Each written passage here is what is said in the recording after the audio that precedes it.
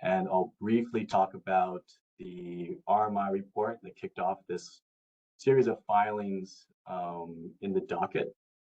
We'll have a brief moment for feedback from those who are in this call who maybe didn't submit something into the docket, but would like to share their feedback verbally in this meeting on the RMI report. After that, we'll go through a series of presentations. We'll start with a presentation by Hawaiian Electric, who will talk about their disconnection policy, building on the response that they submitted to our information requests. They also filed their presentation yesterday in the docket.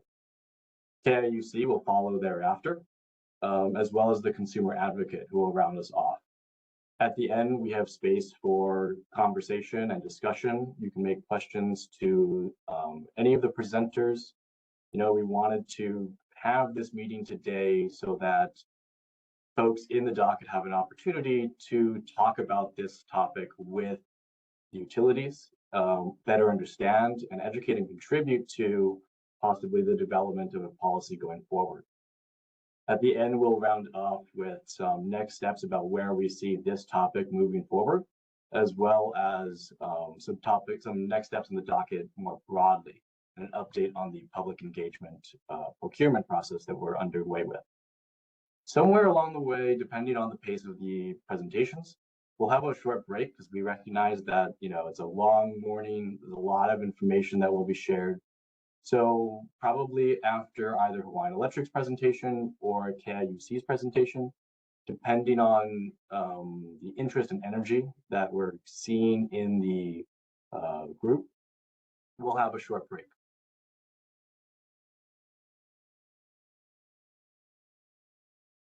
Quick logistical notes.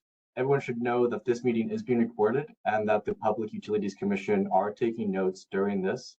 Those notes will become part of the record, and the recording, like our previous, sessions in this docket, will be published to our YouTube page. If you have any technical difficulties along the way, either dialing in or losing communication of some sort, you're free to reach out to my colleague Alika, who's hosting in the background and very involved. You can also post in the chat. We're monitoring that to make sure that everybody has the ability to be heard and to participate without any technical difficulties. A couple of meeting norms. For those of you who have participated in previous webinars or workshops like this, these will be familiar. Please remember to practice democracy of time. There may be a lot of interest in conversation, a lot of questions. If you've already gone, please make space for others to participate and chime in. Remember to be open-minded, to consider new possibilities and push the envelope. Again, this is an opportunity for all of us to be educated on this topic, to engage openly and transparently, and hopefully constructively. And in that sense, also please be respectful and appreciate others' unique and lived perspectives. We're talking about a topic today that affects the way that people's lives unfold, that they have had lived experiences with disconnection, with engaging with utilities. Please be mindful of those experiences and respectful in your conversation. And finally, we do have a pretty specific scope in today's conversation, but we also want to leave, flexibility for the conversation to go off on tangents.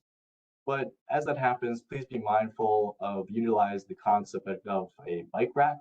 So if you feel yourself going onto a tangent on something that may be out of scope in today's conversation, try to remember to park that for a future conversation, a future topic, or to write to us, and we can look into it further.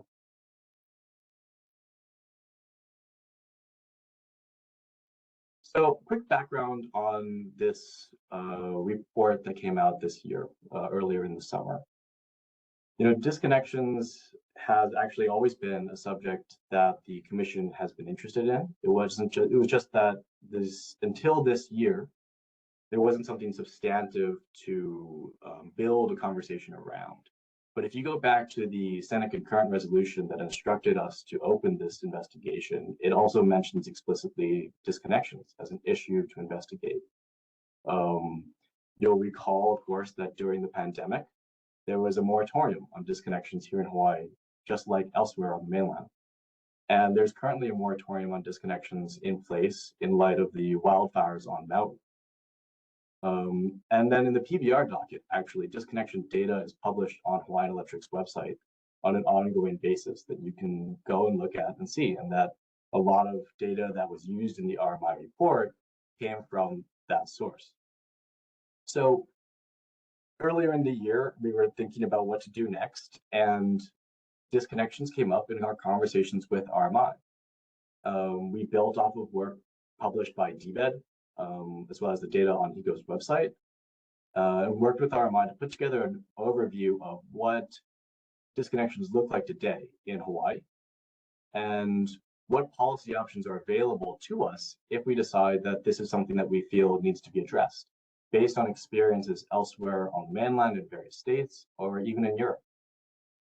After that report was shared on the docket in August, we received comments from Hawaiian Electric, Hawaii Gas, the Consumer Advocate, and Sierra Club in September, commenting on the report, the substance of it, and we decided in conversations internally, as well as engaging with other experts about the topic, that it would be useful to have a meeting like this, where the utilities can present their perspectives, their challenges, the way that they see the data on disconnections, because so that we can all learn more about this. So this meeting is hopefully the first of two that we'll be having. We wanted this one to be focused on the data from Hawaiian Electric, from KIUC, as well as get the ratepayer perspective through the Consumer Advocate. And then we're hoping to have a second meeting in November, which I'll touch on again at the end. But that second meeting, we're seeking to have presentations by community organizations or individuals who have experienced disconnection, or support and provide funds for those who have experienced disconnection, so that we can flesh out further that firsthand experience from folks.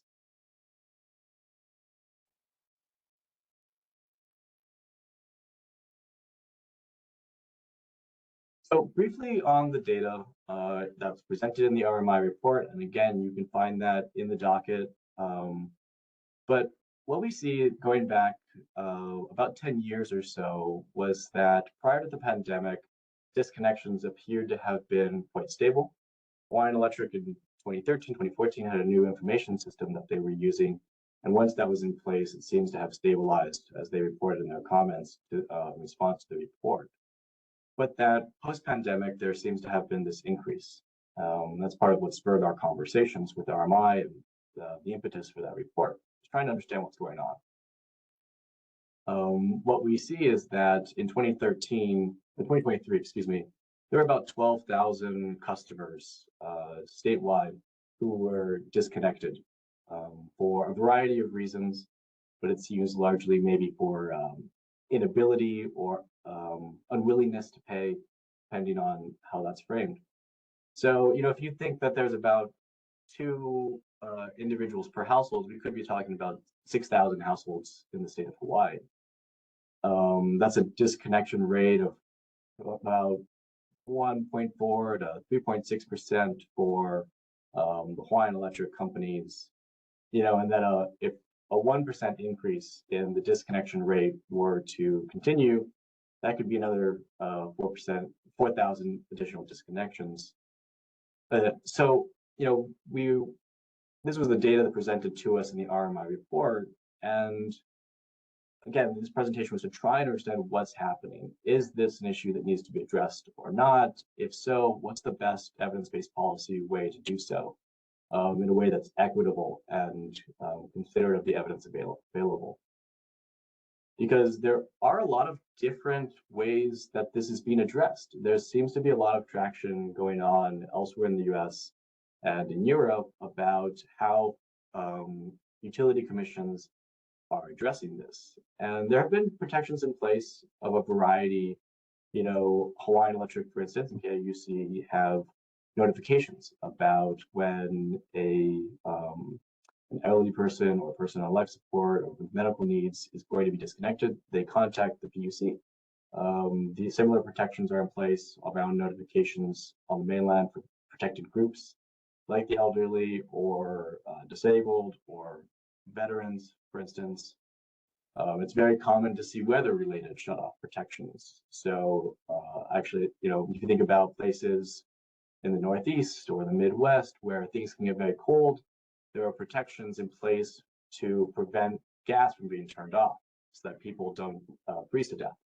Similarly, in light of a number of heat waves that have happened in places where previously the weather was more comfortable.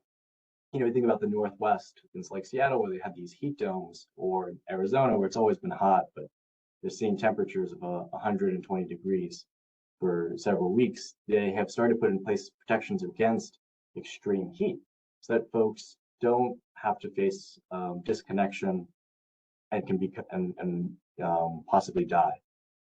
Then there are other ways that these are being addressed, is a performance incentive mechanism in the PBR framework, the way to do it.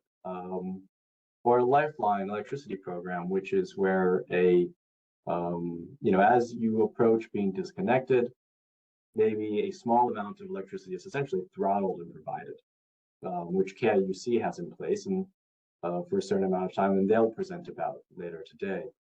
In the most extreme example, maybe it's a permanent end to disconnections entirely, and the consequences that come in a variety of form with that, in terms of costs and implementation. But it seems that the LA Department of Water and Power have such a permanent end in place. And so, the RMI report laid out all of these options. The commission have not decided what option is best, if any. And that's, again, part of why we're trying to have these conversations, to learn from utilities, to hear from you all about what may be the best way forward.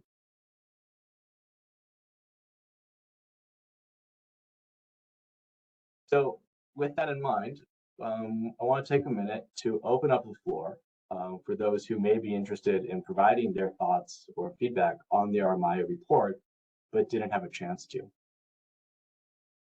Is there anyone who'd like to come on and share their perspective or feedback?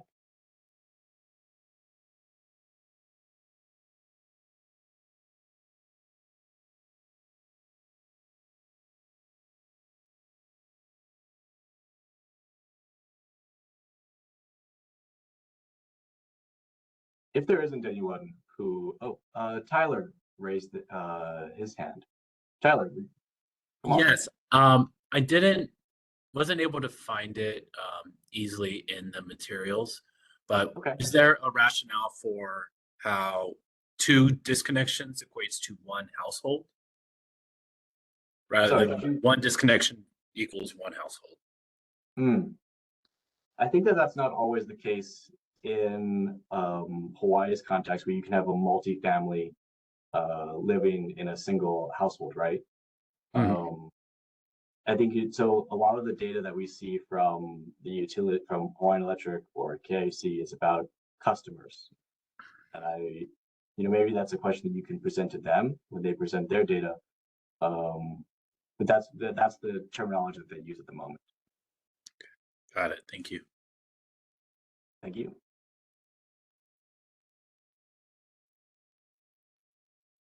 Tyler, what we'll also do is share maybe in the chat. One of my colleagues can put the report so that folks can flip through it as we move along.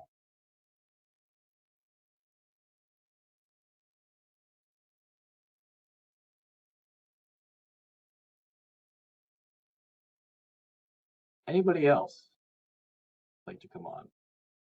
If not, we can move ahead to the presentations, but want to make sure that people have a chance to provide their feedback.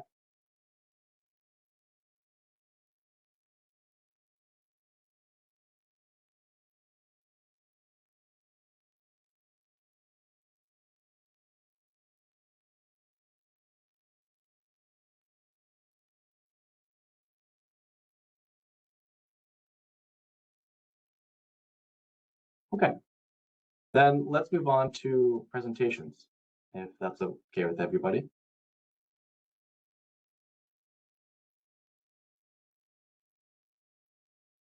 Malika, would you give Hawaiian Electric? Actually, is somebody from Hawaiian Electric who will be presenting able to come on? Yeah, so this is Brendan Bailey. I'm going to be presenting. Noel is going to be driving my slides. Awesome. Thanks, Brendan. Yeah.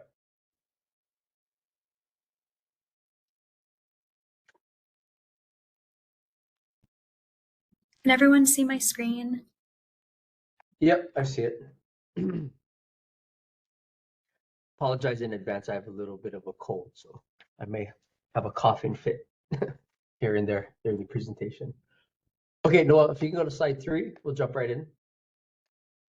Before we dive into the questions that the commission presented, I thought it'd be useful to provide a little bit of context with some background slides that were provided when we submitted our filing. So I'm going to jump right in with some key takeaways. First, I wanted to thank the commission for providing the opportunity to have this forum. I think it's a very worthy and important topic for discussion. You know, all of us at Hawaiian Electric are also customers, as are our family members, friends, and our communities. So the issues that we're going to be talking about today impact us also directly, and we take it to heart because we do know that it impacts our entire state. Okay, so first of all, I wanted to say that, you know, helping customers stay connected is our primary focus. That is absolutely what we want to do. And we put a lot of time, effort, and resources into helping customers actually manage their bills, especially when they fall behind. You know, we try to provide resources and programs or connect them with external resources and programs that can help them and assist them.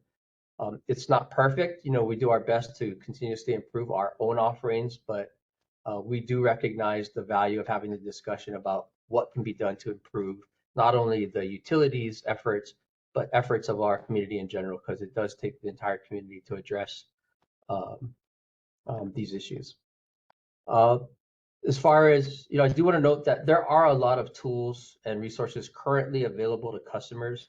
And one of the things that we'll discuss later in this deck is, you know, having education in place is critical, but it's often, as we've found, not enough. You know, having a good program without customer, you know, being proactive and taking advantage of that program defeats the purpose. You know, we need to get them involved, and we need to find ways to better do that through a coordinated effort between not only the utility but our external stakeholders as well. And then we're going to be talking a lot today about disconnection moratoria. You know, we've had 3 in the past 10 years, as Max mentioned. You know, we had the CIS moratorium, then we had COVID. Now we're having the disconnection moratorium with Maui. And there's definitely a correlation between having a disconnection moratorium in place with arrears that increase over time during the moratorium, and then followed by higher levels of disconnections until we can manage that with customers. But that unfortunately does lead to higher disconnection rates under the current system. So we'll talk more about that. I'm sure there's going to be questions on, you know, what impacts we've seen through those 3 moratoria. Okay, slide 4. Just big picture, we serve 471,000 customers. That's 95% of the state, essentially. 416,000 of that is residential. You can see on the chart, you know, we've noted the percent of customers in each of the service territories that are in arrears greater than 30 days. That doesn't mean their entire bill is due. It just means that they have an arrear of some portion of their balance that is over 30 days past due. This does not mean necessarily that they've reached the threshold for receiving disconnection notices. It just means that at least a portion of their bill is due over 30 days. Next slide. So this is just a visual representation of our normal customer circle of care. So the vast majority of our customers, you know, they start service and they go through the billing cycle. they pay their bills on time, and they are always in that green circle on the right. They never go into the circle on the left. But for those customers that do fall behind and need assistance, we have a suite of services and programs available to them that we offer, various ways that we communicate them, both through written correspondence, actual calls, email, that sort of thing, to help them manage their bills and then get them back into the green circle on the right. And it really makes our customer care representatives happy when they're able to assist our customers and put them back into that green circle. Okay, next slide. Just real quick, I just wanted to note that our service that we provide with respect to the collection strategy and then disconnection process, it's comprehensive, and it starts from the time that we start service all the way, if it does end up in disconnection, hopefully it doesn't, but if it does, we try to provide the best possible customer experience as possible. Even though disconnections are difficult, the most difficult thing that we have to address with customers, we try to take care of the customer through every step of the process.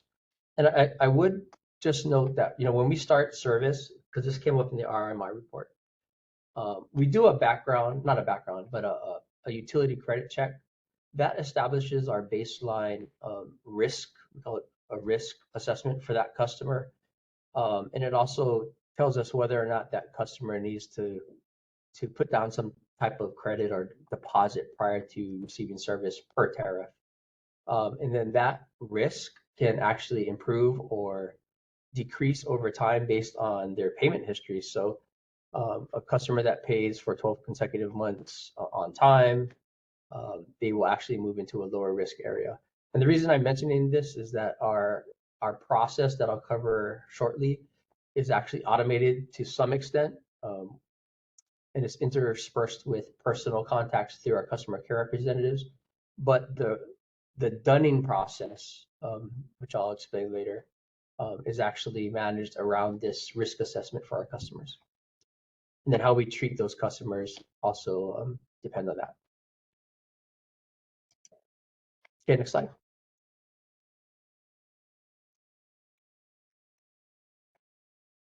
Yeah, I mean, just to reiterate, our ultimate goal is to do everything that we can to keep customers connected. And I've mentioned some of the things that we do to help make that happen. So we can skip this slide. I did want to mention that, part of our collection and disconnection process is continuous improvement. So we regularly look at our processes and our systems that are in place to see where we can improve. And many of the reforms that were mentioned in the RMI report, Hawaiian Electric's already implemented most, if not all, of those reforms to some extent. And we've actually, been improving upon most of those pretty consistently, especially over the past 5 years since the COVID moratorium was put into place. And I'd be happy to talk more to that as we go through some of these slides. Slide 9. This is similar to the slide that Matt showed regarding the trends in disconnections following moratoriums. So in 2013, you can see that that's the two boxes in 2013 and 14. Once we had that moratorium in place, that resulted in increased in arrears from customers. Essentially, when customers know that they don't need to pay their bills and there's no risk of disconnection, the natural reaction is for some customers, at least, to not pay their bills, and they fall behind, and that's the direct correlation that we see in the increased in arrears. Over time, that as we start reissuing disconnection notices and we go through the collection process and we help customers address those bills, those ultimately came back down to normal rates. Took a couple of years for that to happen. We're seeing the same thing happen after the COVID moratorium. Arrears are starting to come back down. It's taken time. It's been a little difficult and exasperated because right after the COVID moratorium ended, we actually saw a spike in rates due to worldwide oil prices increasing. So it didn't help the situation where there was, people already had high bills because they weren't paying during the moratorium. And then they also had high bills coming out of the moratorium because of high oil rates. So it was kind of a double whammy.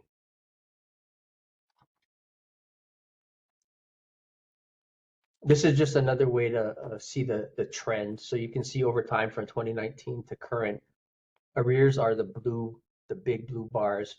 You can see that dramatically increase up until 2022, and then now it's starting to come back down through 2024.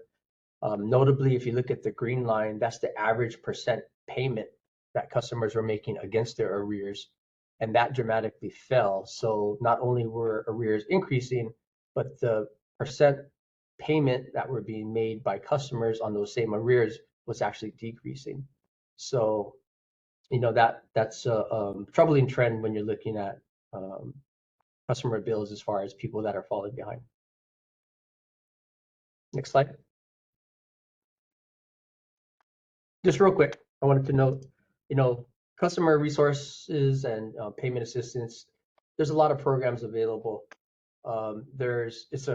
It's really a mix of resources and programs that are offered directly by the company, but there's also a significant amount of resource and support funding that's available through referrals and partnerships with our community and government agencies.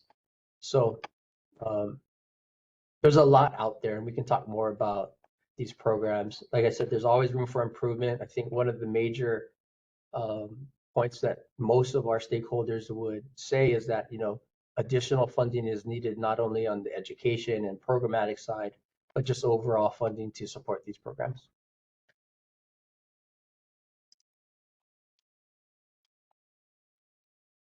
Last slide before we get into the questions. One of the things that we really, Hawaiian Electric wants to focus on moving forward is coordination with respect to funding and for education for these programs. This is not like, I mentioned, it's going to take a community to address this issue, right? So we all need to be involved. And I know we all do our own parts to reach out to our customers and connect with them and to inform them about, the programs that are available to help assist them to pay their bills. But if there's a way to better improve the coordination amongst all stakeholders with respect to education and outreach, we think that would be a major improvement that we should be focusing on. Education is one component, but I think in our community, especially in Hawaii, I think there's a lot of our customers that may not feel comfortable asking for help. I think there's a factor, culturally in Hawaii that kind of supports that kind of thinking, that they're embarrassed, they don't want to ask for help, they don't want their neighbors to find out that they're asking for help. So if there's a way to also address that component of the problem, because I think it's a kind of a hidden component of the problem, that would be helpful as well. Okay, next slide.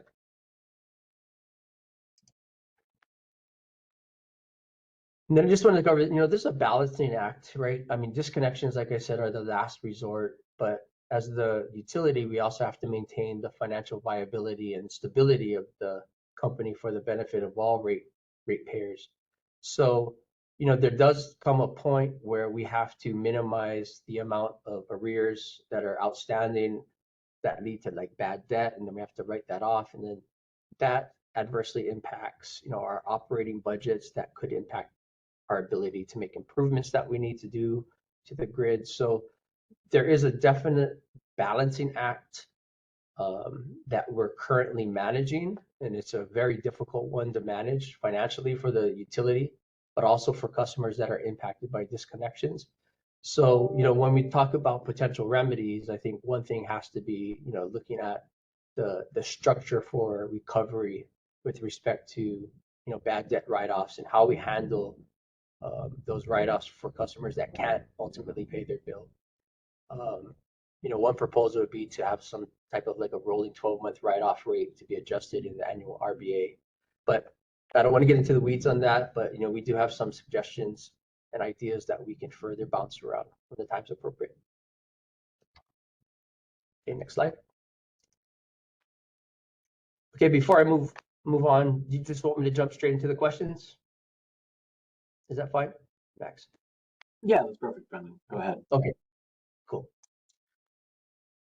Okay, before I hit the first question, I did want to point out in the RMI report, as one of they refer to it as narrow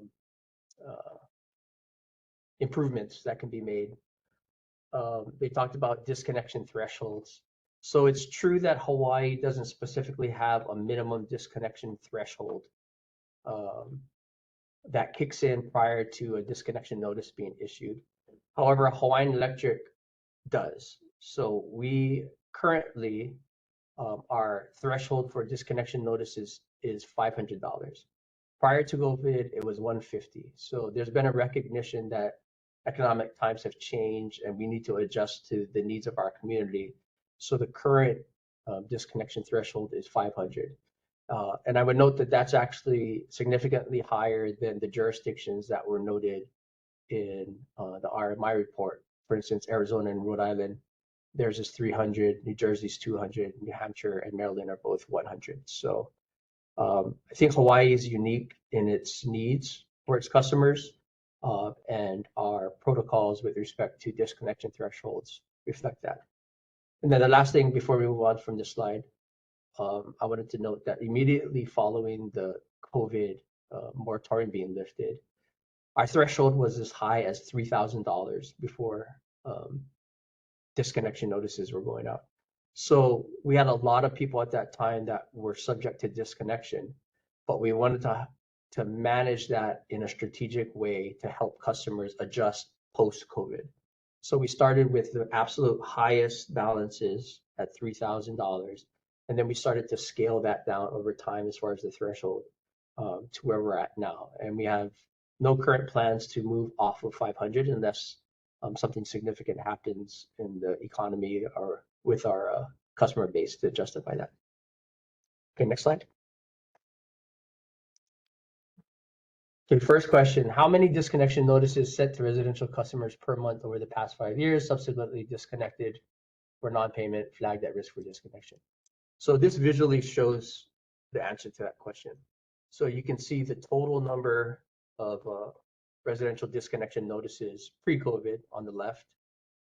It's pretty high. And then for the 2 years during COVID, the green bars represent not disconnection notices, but reminder notices. So what happened during COVID, we weren't doing disconnects, right? So we weren't sending out disconnection notices, but we still wanted to notify customers when they were falling behind on their bills. So we were sending out reminder notices. So the green bars represent reminder notices sent out during that time period. And then once the moratorium was lifted, the two right bars on the purple bars on the right show that disconnection started to increase. And then you can see the blue line is actually the actual disconnections per month. And you also note that the notices that went out are significantly higher than the actual disconnections. So there's a significant portion of customers that received disconnection notices that actually were able to manage their bills and get that back under control. 17. How much do residential customers owe in arrears for unpaid electric service in a given year in the aggregate and as an average per disconnection case? So again, you can see the average monthly arrears in dollar on the left in the purple bars. And then you can see the green line represents the disconnection thresholds. So right after 2021, our disconnection threshold in 2022 was, as I mentioned, higher than just about 3,000. Well, at that time it was just about 2,000. And then as we drop down the disconnection thresholds, you can see the correlation between the average monthly arrears dropping as well. Okay, next slide. How many customers would have been disconnected during COVID-19 pandemic if disconnection moratorium were not in place? So during the COVID pandemic, an average of 7,260 residential customers per month would have been disconnected if not for the moratorium. How many paid down their arrears before disconnections were resumed? So right before we resumed, or right when we resumed or lifted the moratorium, 8,000 residential customers paid down their arrears before disconnections resumed. Okay, next slide. And again, I know I'm going through this pretty quickly, so I'd be happy to answer questions in the question and answer section. How many customers would have been disconnected during the, oh, sorry. How much do disconnection procedures and arrears management programs cost the utility administratively? So this is a breakdown of the estimated cost for both handling disconnected customers, that's the column on the left, and then arrears management, so prior to disconnection. So roughly $1.2 million to handle disconnected customers, and then 1.5 for arrears management. And then you can see the categories broken down into credit and collections, payment processing, customer care, field service, and collection agency. I guess the key takeaway for me is here is that we do put a lot of effort into managing and helping customers through the process, not only through written correspondence, but also through personal interaction with customers to help avoid disconnection. And then ultimately, if there is a disconnection, then there's costs associated with that as well, including the, getting them reestablished and getting them back as a customer. Next slide, please. Okay, next slide.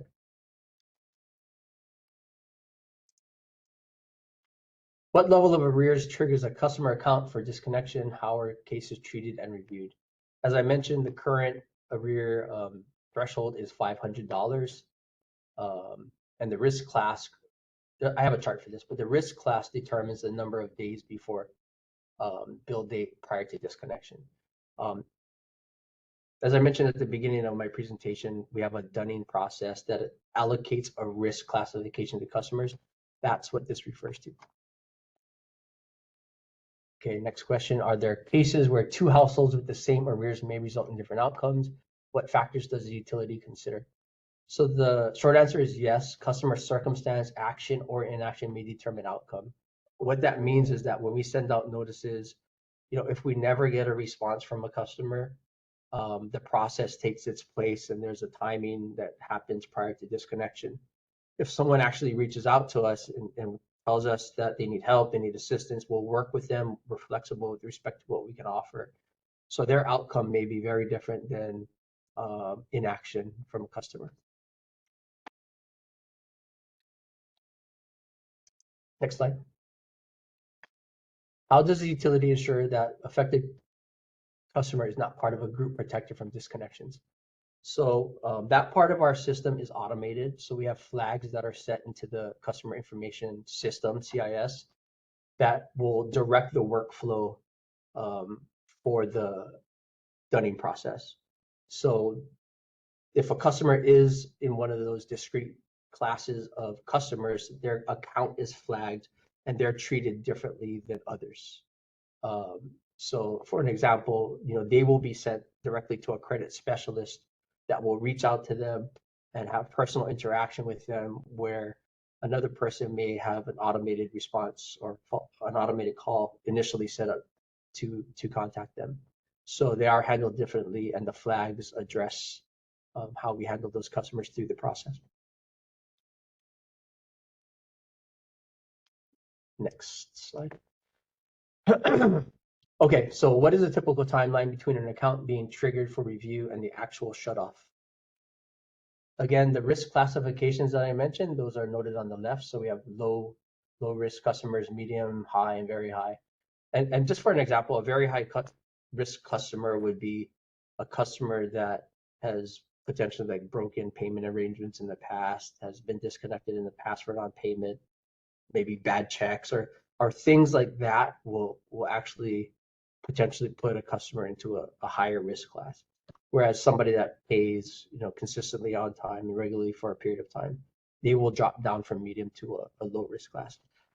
So then the times and the notices that we send out to them will depend on their risk classification. And this again is automated through the dunning process. As you can see, for low risk customers, they may have a little more time to actually address their bills because they have been good paying customers in the past, and we know that they're low risk for default. Whereas, you know, the higher risk customers, we know that if we let it fall behind for a longer period of time, then that will only put the customer in potentially a worse position in the future of falling behind in their bills and not being able to manage a higher arrear. Next page. What internal staff and controls are involved?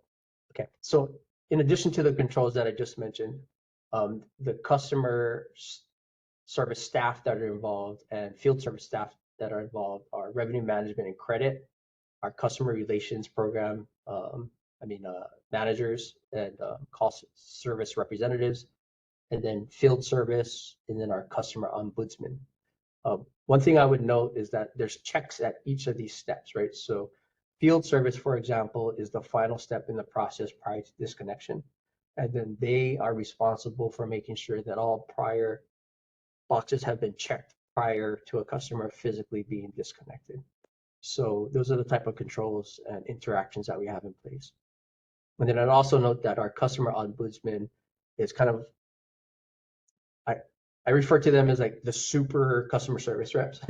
They handle the more, you know, difficult or complex situations. So many of our, like if it's a special needs customer that may be in jeopardy of disconnection, those customers oftentimes will be escalated to work with our customer ombudsman that will help chauffeur them through the process and personally help them reach out to external resources that can help keep them interconnected.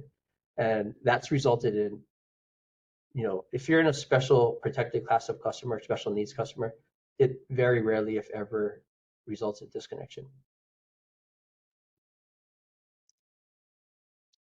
Okay, next slide. When a customer's account is flagged for disconnection, what channels are they notified through? For example, phone, letter, email. How many times is contact made prior to shut off? Noah, if you can go back to 23 real quick. So this slide 23 again shows the multiple types of notices and when the reminder notices go out. So they get mailed notices prior to disconnect notice, they get phone calls, and then they get the disconnection order, which is the final step. Okay, go back to 26.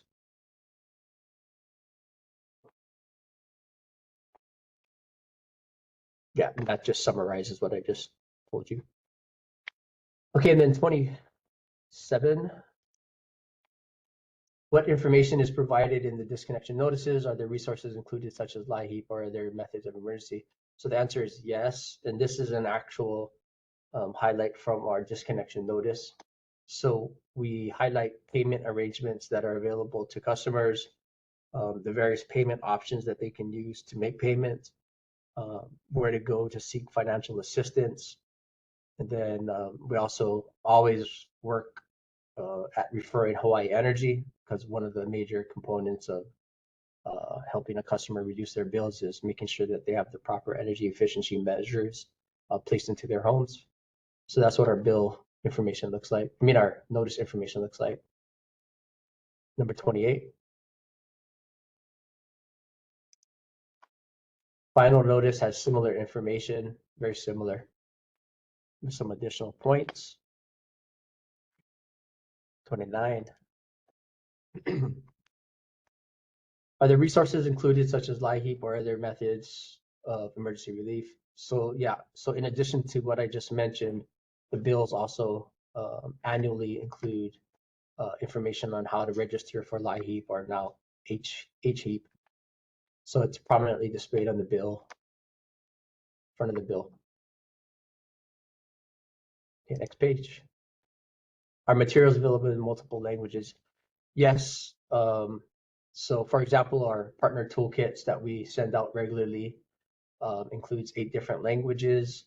All of our payment arrangement options online and other resources are available in 12 different languages. So that's posted on our website. So we do actively try to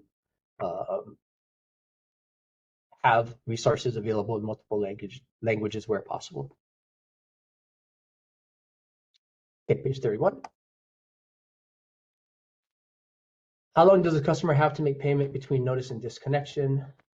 So again, it varies depending on the customer risk class. It can be as short as 25 days after the bill due date and 55 days for lower risk class customers. All have at least 15 days between disconnection, notice, and order. And I would mention that this is all well in excess of the minimum requirements required by tariff. Next question, do they need to pay down their entire outstanding balance or only a portion of it? So under the tariff rule 5B1, it says that all amounts should be paid prior to reconnection.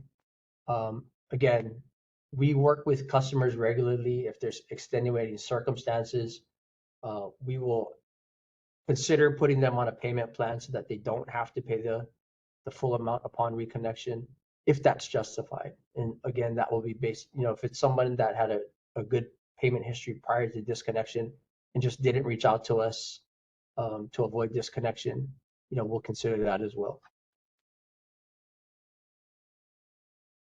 What are their methods of making a payment? Online, in-person, mail-in. So we have multiple options for customers, including mail-in. They can pay through the company website. We have third-party vendors, including in-person, online, and various electronic payment methods via credit, debit, ACH, PayPal, Venmo, Apple Pay, etc. We try to make it as convenient as possible, and including Dropbox. Next slide. Yep. Once shutoff occurs, are customers automatically enrolled in arrearage management programs? No, we don't automatically enroll them in a management program. We do actively try to offer payment plans prior to disconnection, but once they're disconnected, it's not automatic. Again, we try to be flexible, and if there's extenuating circumstances, we'll work with a customer upon reconnection. But the general rule is no, there's no automatic arrearage management programs in place. Are there payment plans available, or do they have to pay the entire past due amount? So again, the general rule is that they're supposed to pay the entire amount before reconnection, but we do work with customers where appropriate to modify that rule. 33. Is there a fee for reconnection, and if so, how much is it? So per our rule 7E, the fee is $20 for next day reconnection and additional $25 for same day service.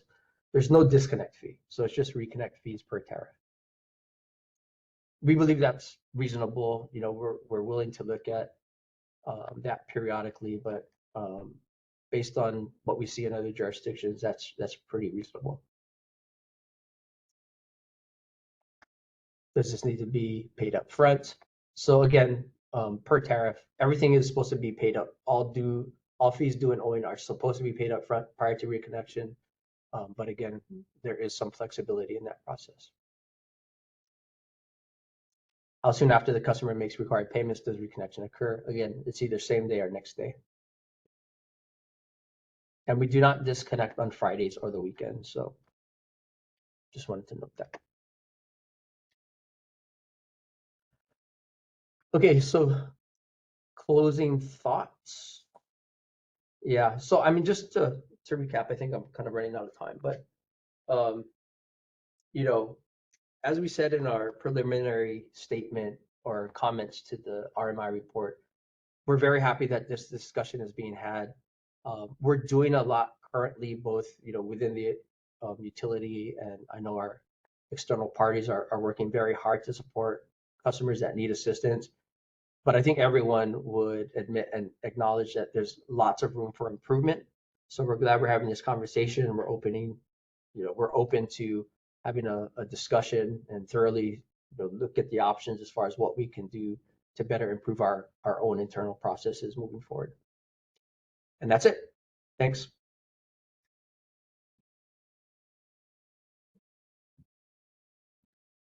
Great. Thanks, Brendan. Are there any immediately pressing questions that people want to ask, or shall we move on to KIUC's presentation and try to have their break before 11? Oh, Tyler is raising his hand. Go ahead, Tyler. Thank you.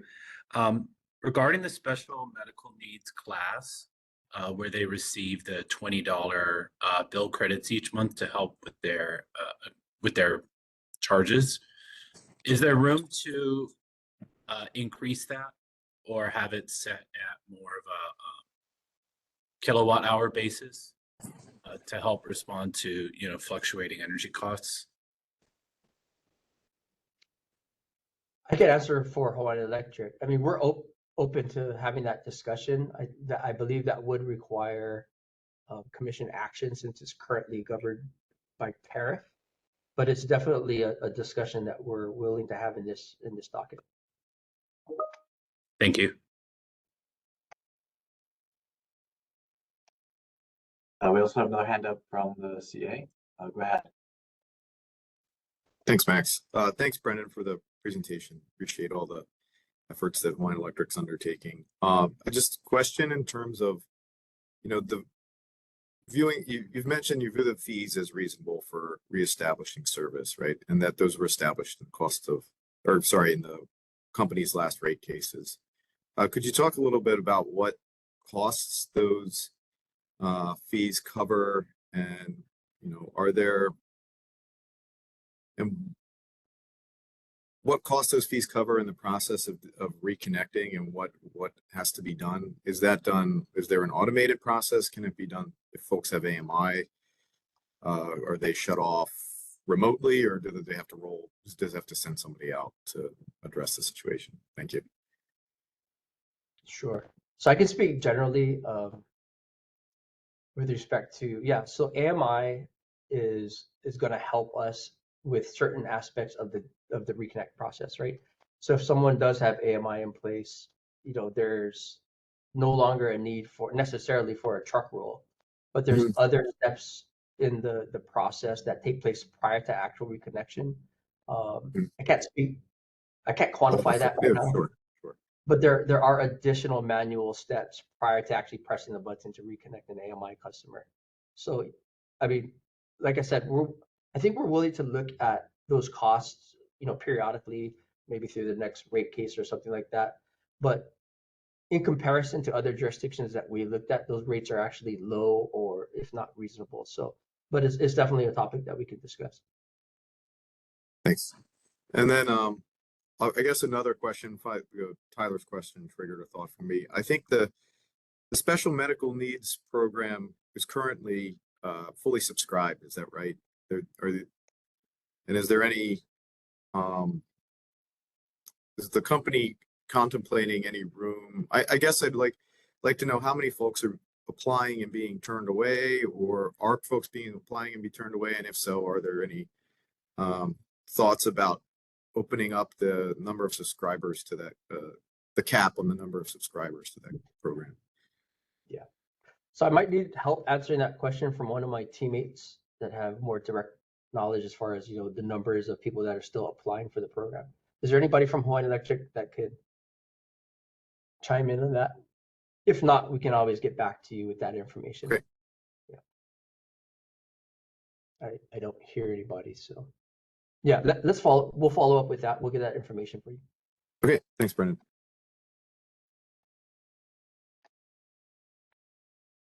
Great. So then, for the sake of time, why don't we move on to KIUC's presentation? Thank you, Brendan, for that.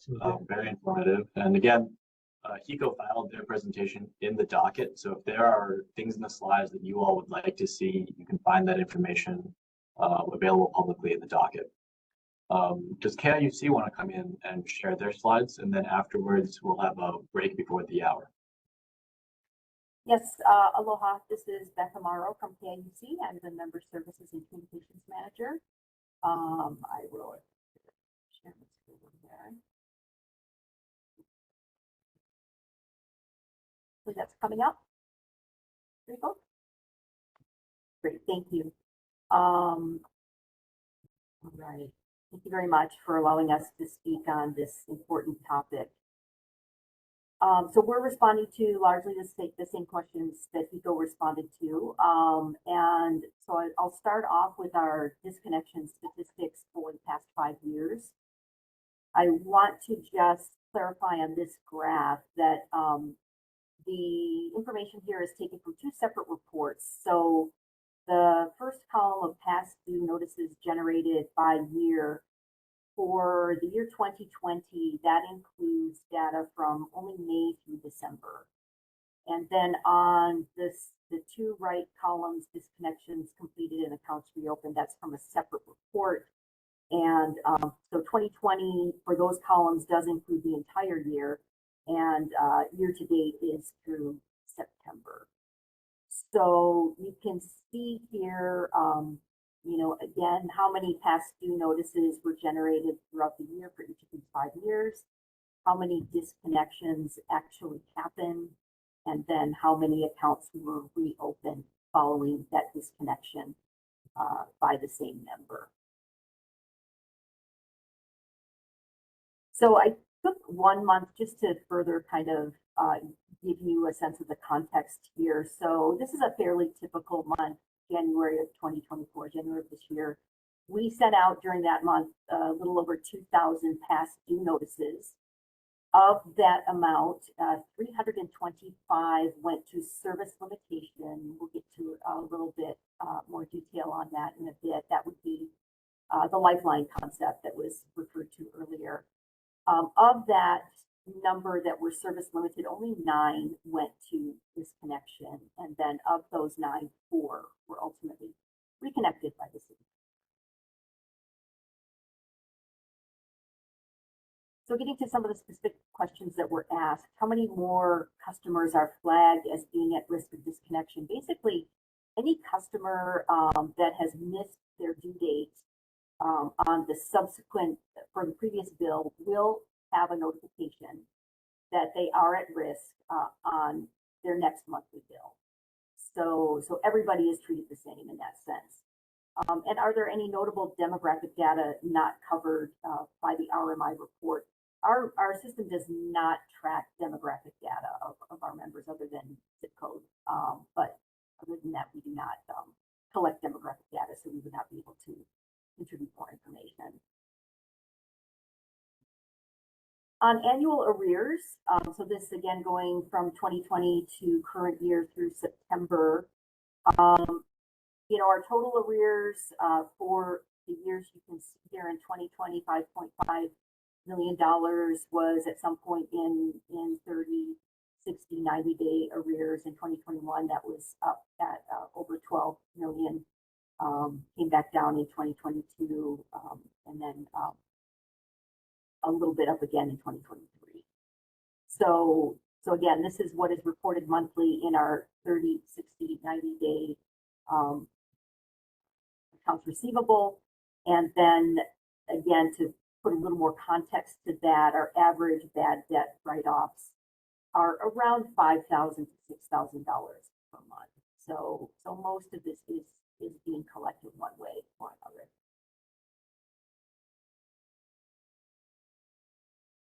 To the question, how many customers would have been disconnected during the COVID-19 pandemic if the moratorium was not in place? A little over 2,000 member accounts were eligible for disconnection between March of 2020 and June of 2021.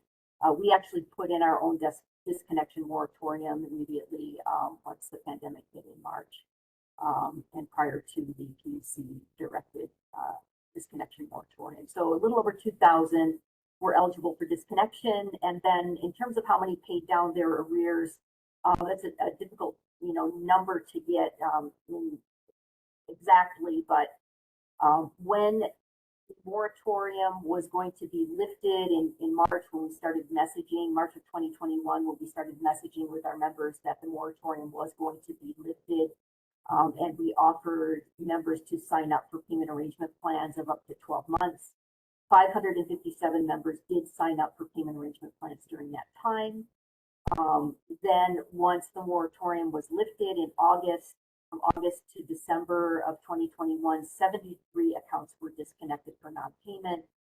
35 of those were reopened, but then, so the majority of the rest of that 2,000, we can assume somehow paid down their arrears without using a payment.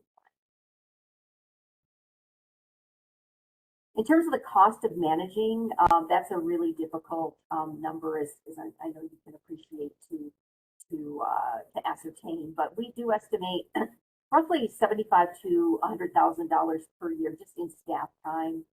from various members of our member services operations group that would be managing these collections activities, service limitation and disconnection activities.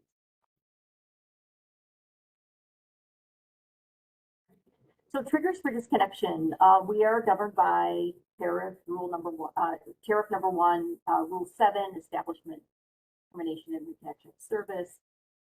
And it is the actual service limitation and disconnection process is triggered by non-payment of a bill of $200 or more after 25 days. So that's an internal threshold that we set, much as, you know, Hiko mentioned that theirs is $500, ours is $200. That is basically the amount of an average member's bill.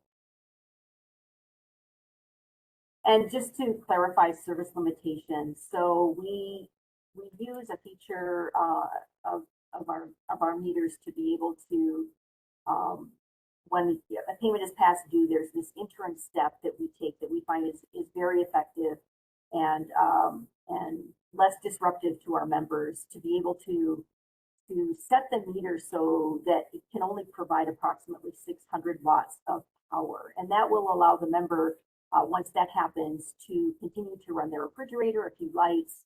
So, you know, once it happens, they can get through the night. Hopefully their food won't spoil.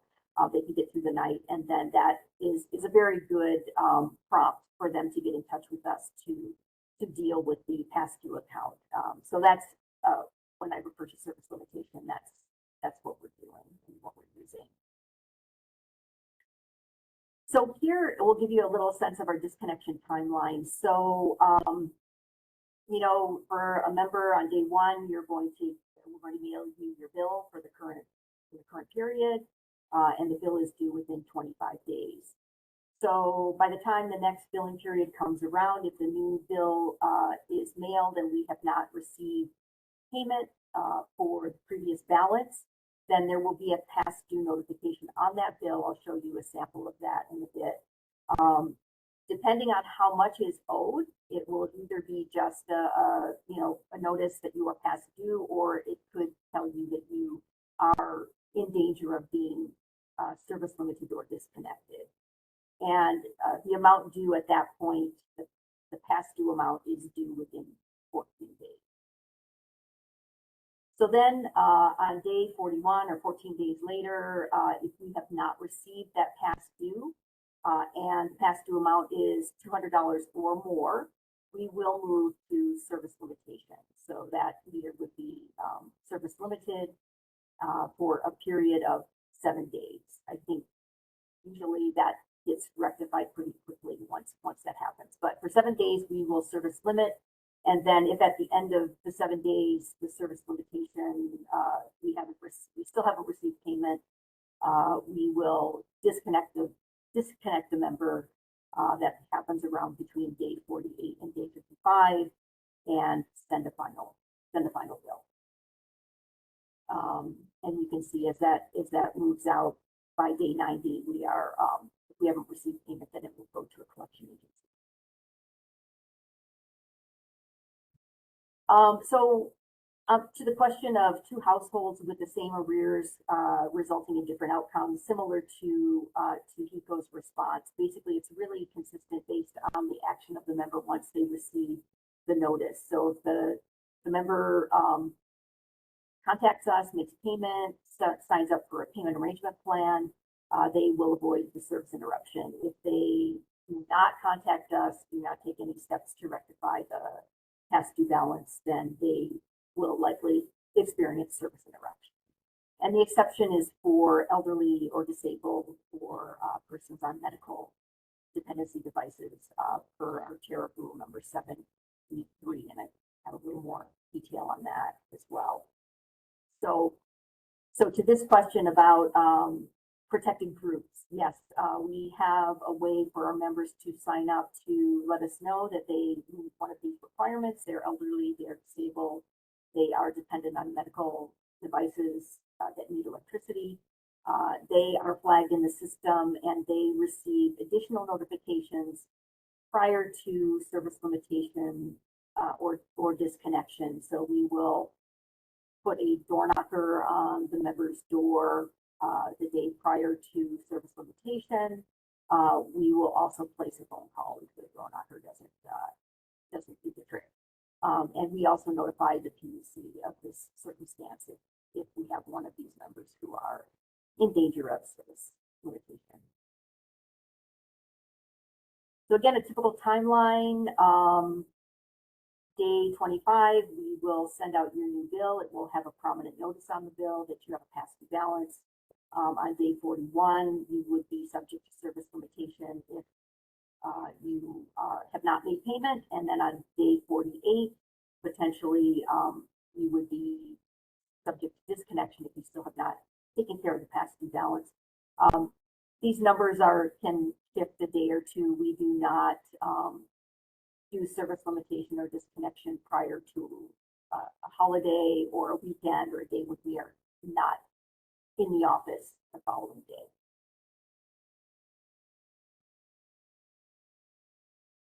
So for customer experiences, again, we do on the member's bill, if they have a past due balance, it will show the amount past due, it will show the payment due date, and if it's $200 or more in arrears, there will be a warning of potential service limiting or disconnection.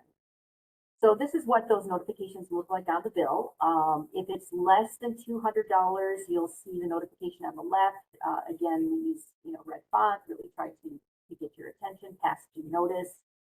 We note the date that the bill is, the payment is due, and if it's $200 or more past due, it's a little more prominent notice, final notice, disconnection warning. We are really trying to get the attention of the member with these notices, and again, noting the date by which some action must be taken.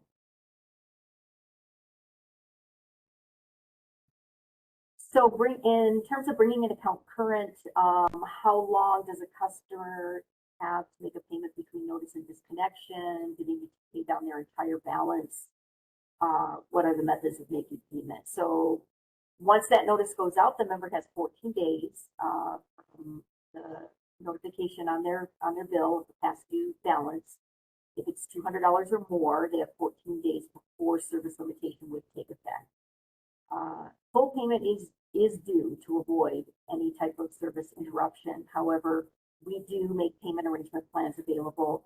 The member does need to contact us prior to service limitation in order to take advantage of the payment arrangement plan. And we have many ways to pay. We have online payment. You can pay by phone. We have a drop box outside of our office. Automatic bill pay with our Smart Hub service. We have a self-service kiosk. Mail-in is also an option. However, we need to receive that in the mail prior to the due date in order to avoid the service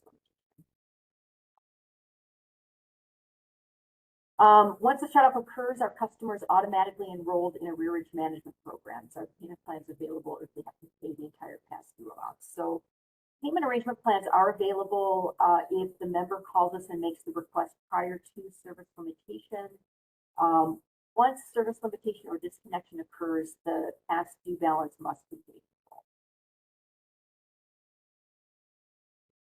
And then in terms of reconnection and any fees associated with that, we do have a reconnection fee of, it's either $20 if it's happening during normal working hours or $40 if it's after normal working hours for our tariff rule number 7C1. For disconnection, same reconnection fees apply, $20 or $40 depending on time of day. And then we do require a deposit. And there's some language in the tariff related to the amount of deposit that we're allowed to collect. And in general, as a general rule, we like to have a 2-month deposit, so a deposit equaling roughly 2 months of a normal bill. And so all of that must be paid in full to restore service once it's disconnected. So reconnection can occur quickly. It can occur on the same day if the payment is received prior to 3 p.m. or it would happen the following day if the payment is received after 3 p.m.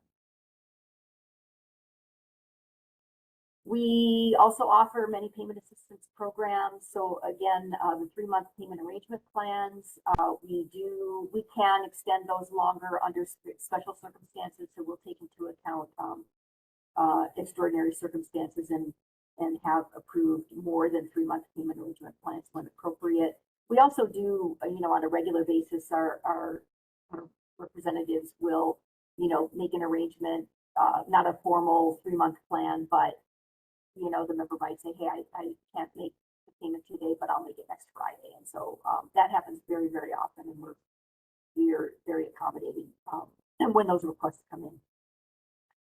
We also have, we work with Hawaii Economic Opportunity. They have a low income assistance program, and Catholic Charities, Hawaii Utility Assistance Program. Both of those are partially funded by our KIUC Charitable Foundation. So as a cooperative, we set up a separate private nonprofit, the Charitable Foundation, which provides financial assistance to both of these agencies, which is utilized for members who qualify and need financial assistance with their bills.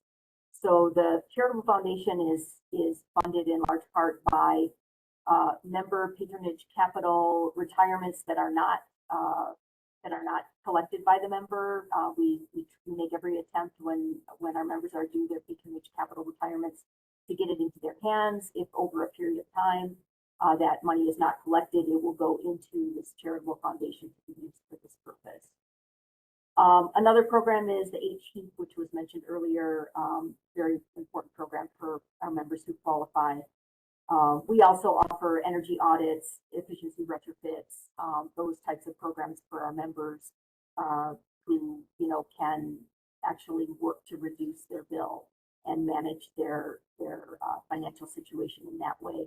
And we also offer a number of rebate programs for upgrading to energy efficiency appliances. So on closing thoughts, challenges and costly aspects of this, obviously personnel costs can be significant, especially with our non-standard meters when a field services representative has to actually go out into the field to do a service limitation or a disconnection or a reconnection. In addition to just the cost of that, there are safety concerns, whenever we send our reps out into the field. So the less we need to do that, it'd be better from a safety standpoint as well.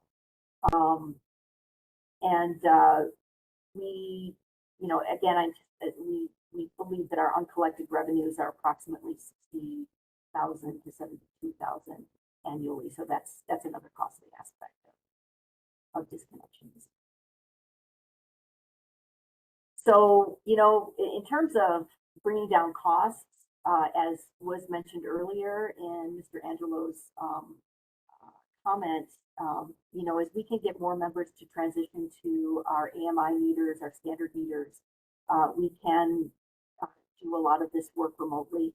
It would reduce our personnel costs and also improve employee safety. We're working to, educate members to the opportunity to transition from a non-standard to a standard meter, and we will continue to do that.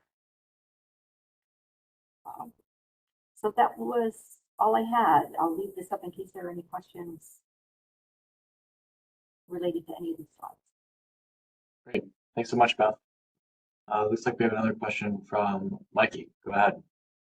Thanks, Max. Thanks, Beth, for the very informative presentation. Appreciated. I guess along those comments, in assessing cost and understanding some customers will still have these older meters, non-advanced meters. But is there some openness to revisiting the amounts or for the reconnection fees and the disconnection fees, perhaps reducing them or eliminating them?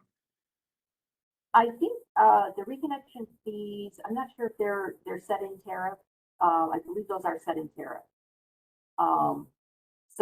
But certainly if that's a discussion that we'd all like to have, in this docket. Okay, thank you.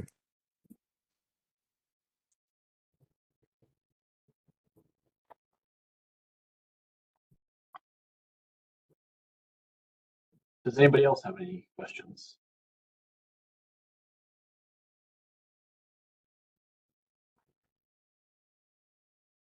Hi, I have a question if I may. This is Michelle Daigle from the Consumer Advocates Office. Beth, I was wondering if you can discuss a little bit more the KIUC Charitable Foundation, how that was established, and so that process, and then if there's any potential for it to be expanded, as well as disconnections and other issues may arise with KIUC's customers. Sure.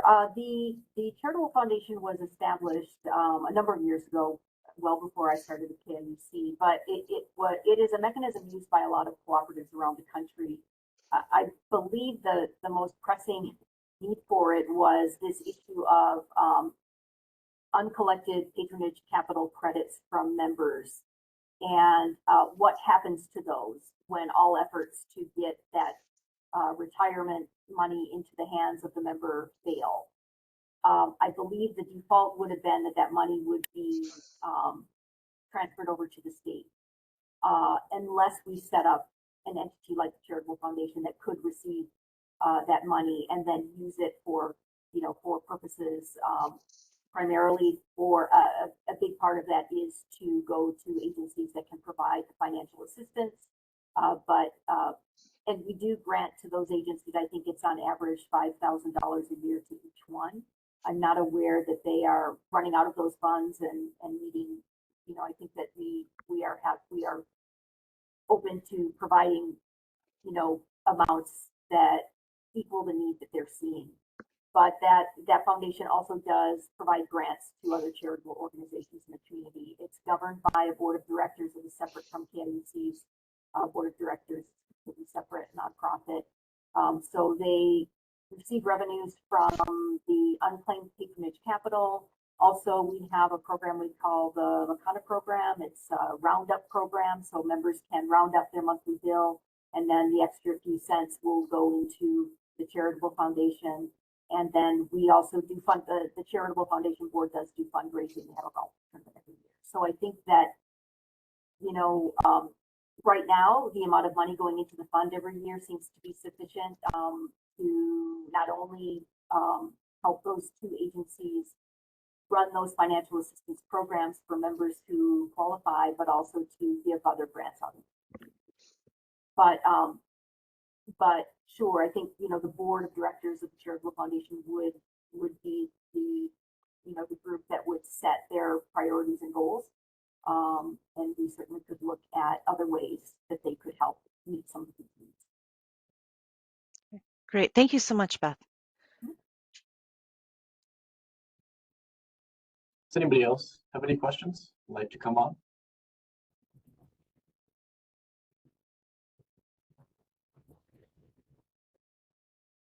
Go ahead, Mike. Thanks, Max. And actually, this is it relates to what KIUC was speaking about with limiting rather than disconnecting. This is a question for Hawaiian Electric. I'm interested to know if you've ever studied this process, if you've ever considered this process, how would that look to implement that process? Yeah, really just kind of open on that question. Yeah, this is Brendan. So we haven't looked at it at least recently, but we thought it was a very interesting concept when we saw it raised by KIUC. So we started looking into it. It would need, just based on the scope and the scale of how many potential customers could be impacted at Hawaiian Electric, I think that in and of itself is going to require a lot more study from us before we would be willing to implement something like that. But we're definitely interested as a potential option. Great, thank you.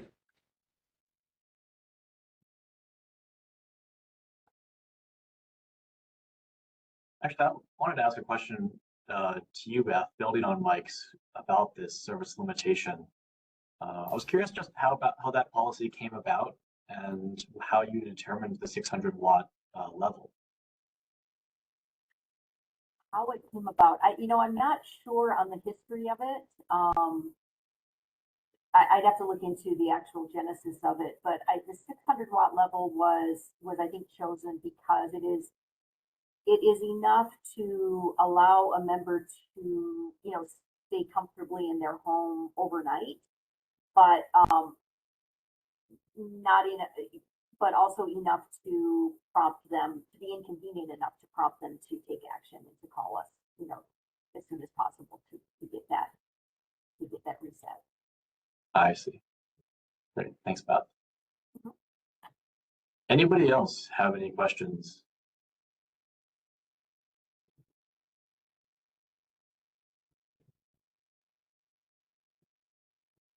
Go ahead, Brendan.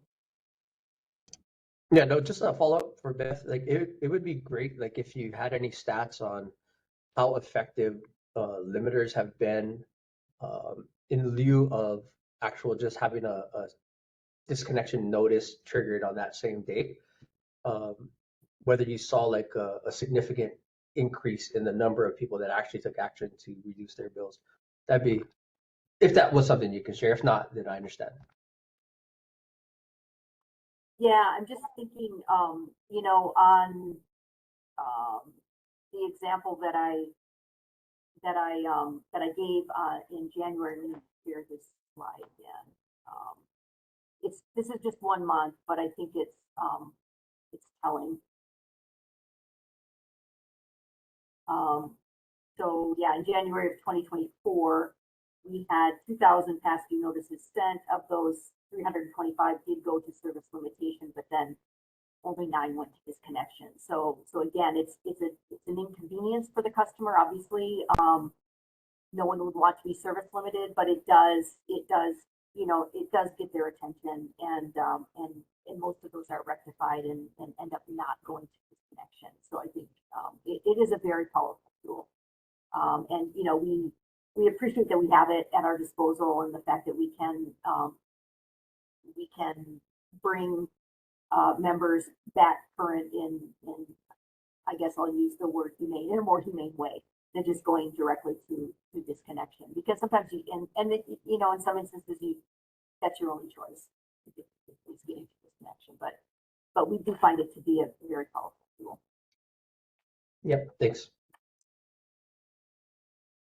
Let's take one last question from Dean, and then we'll take a break before the next presentation. Go ahead, Dean. Thank you, guys. Thank you. Brandon, I just wanted to actually share with all of you. I'm hearing all of these things that you folks have done and are doing within your company to avoid disconnection. And I just want to share on a personal note, I was in that boat. I was fortunate to work with a gentleman named Travis and now with Dave at HECO. And working with them, I'm happy to say that my bill went from your high rating of, yes, close to $3,000, my rears, to now I'm current. It is doable, but what I see here that the PUC is trying to put out to our community is something that comes to mind about my hila hila. You know, like you brought it up about being shamed. It is something that we all grew up with, you know, that old local stereotype term. Don't be shamed, you know, oh, shame, you know, you gotta go ask for help or welfare or Section 8 or anything like that. That's stereotyping, and it's sad that it still exists today. I think if we can get into a, like you said, an educational program where we change the concept of how we think, especially locally, local folks, it would be beneficial to all of us. But I do want to thank you because you have helped one. I'm glad to hear that. Yeah, one consumer, and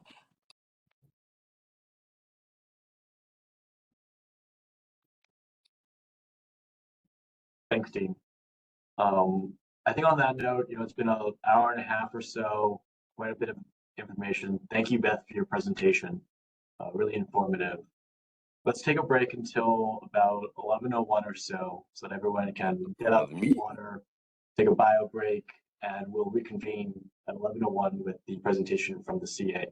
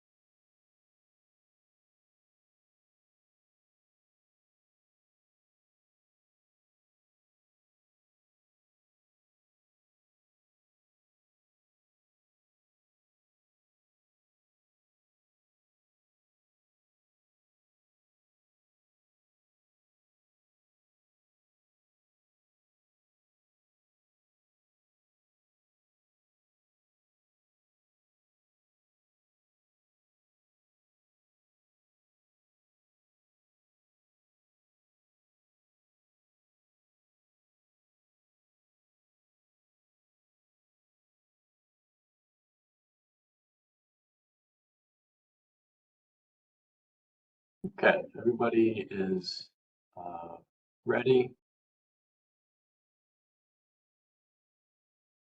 Mikey, are you there? And are you going to be presenting from the CA?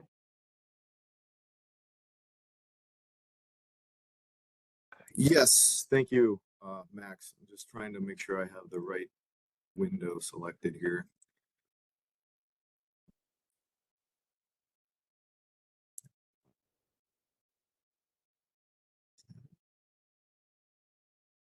Huh.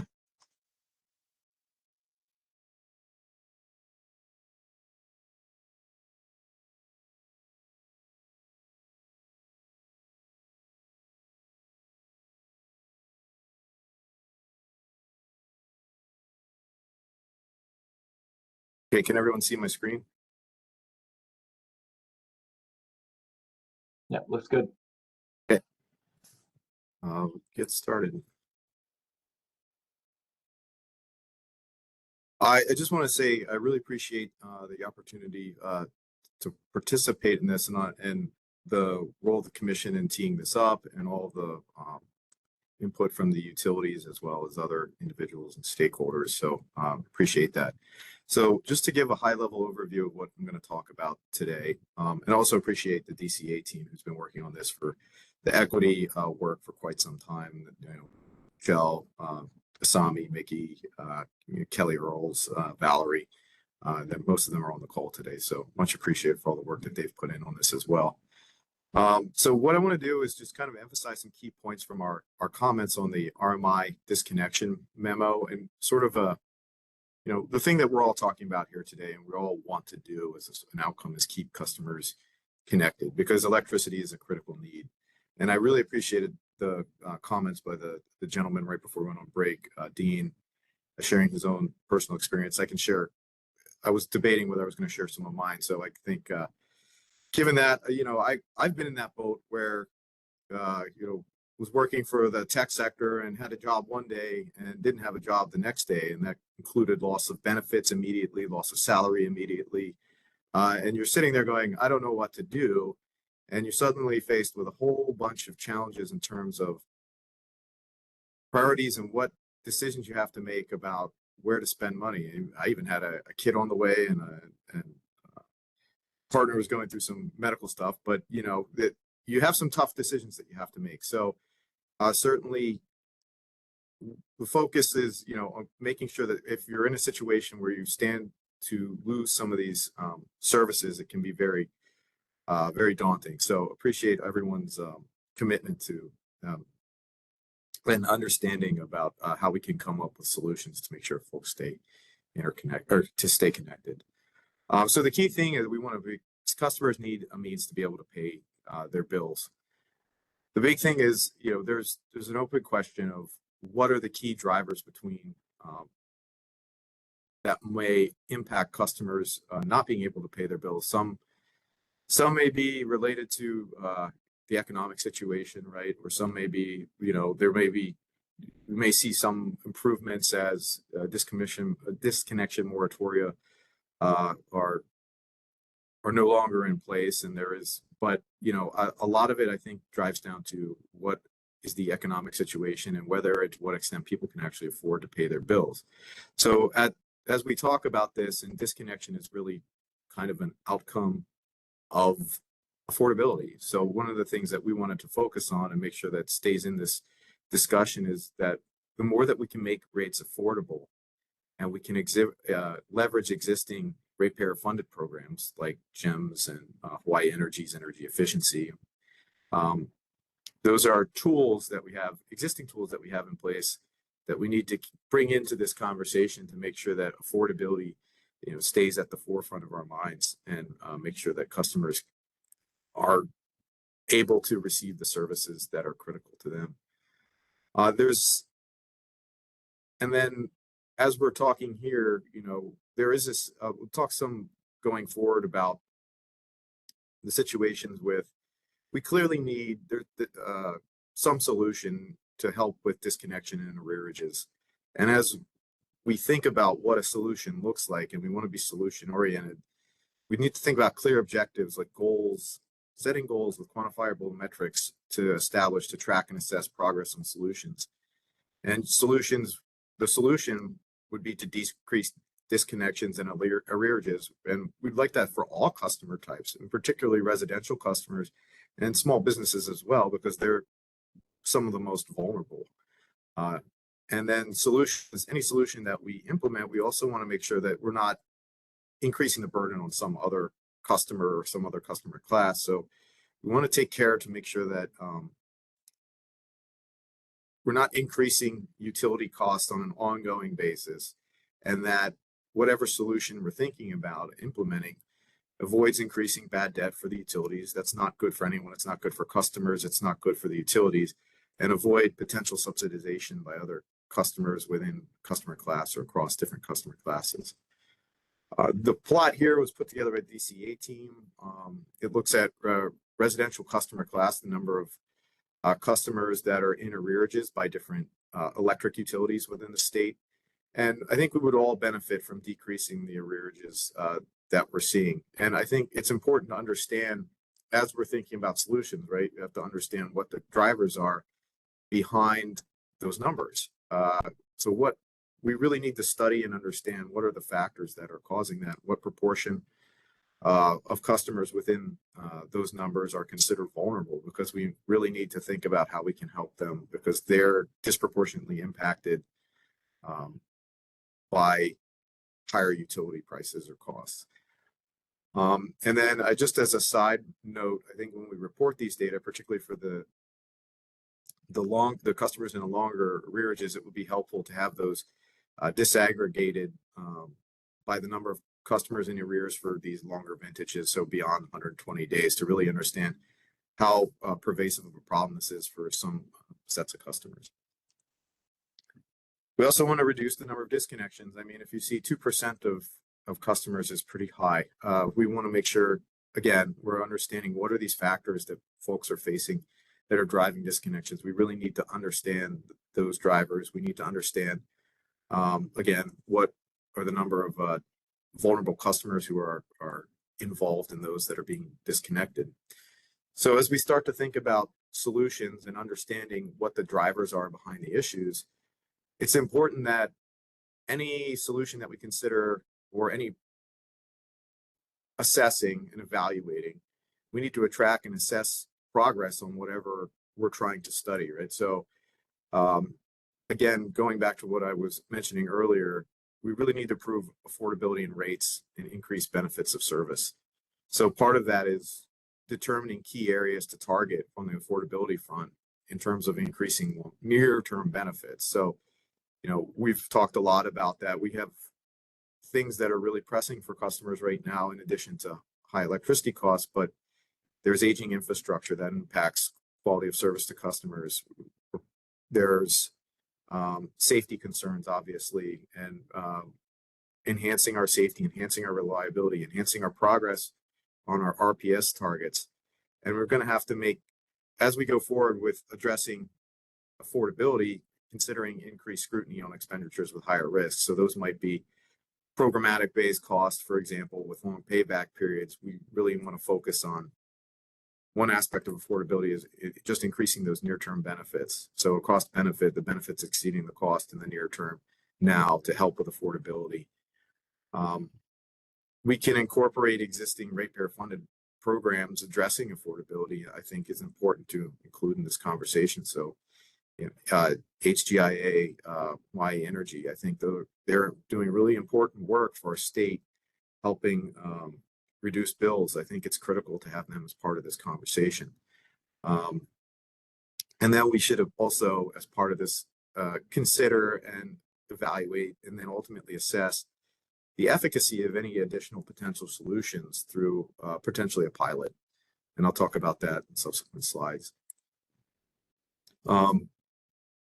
So I think as we think about if we're going to consider a solution or how we could move forward, there's some key things that I mentioned on the first slide, but again, just reemphasizing that we need to better understand customers' experience with their late utility bill payments. I mean, I really didn't want to call up the utility or any utility or anyone and say, hey, I may have trouble paying my bills this month, so what do we do about that? And there shouldn't be. Well, I'll talk about our office and the role that we've had in kind of bridging that gap and thinking about the utilities as a trusted partner and other trusted partners and resources that communities and individuals can have to reach out to help navigate through challenging situations.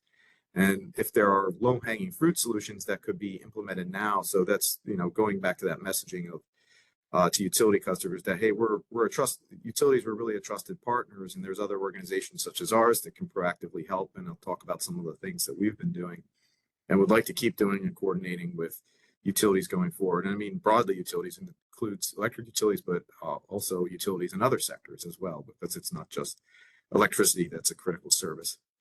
And I think we should also think about other solutions that may be more challenging to implement that might decrease financial burden. So, some of the questions have revolved around that, or reducing or waiving reconnection or disconnection fees. I think that's a little bit more challenging because we have to assess the costs that go with that and what costs those are meant to recover. But I think if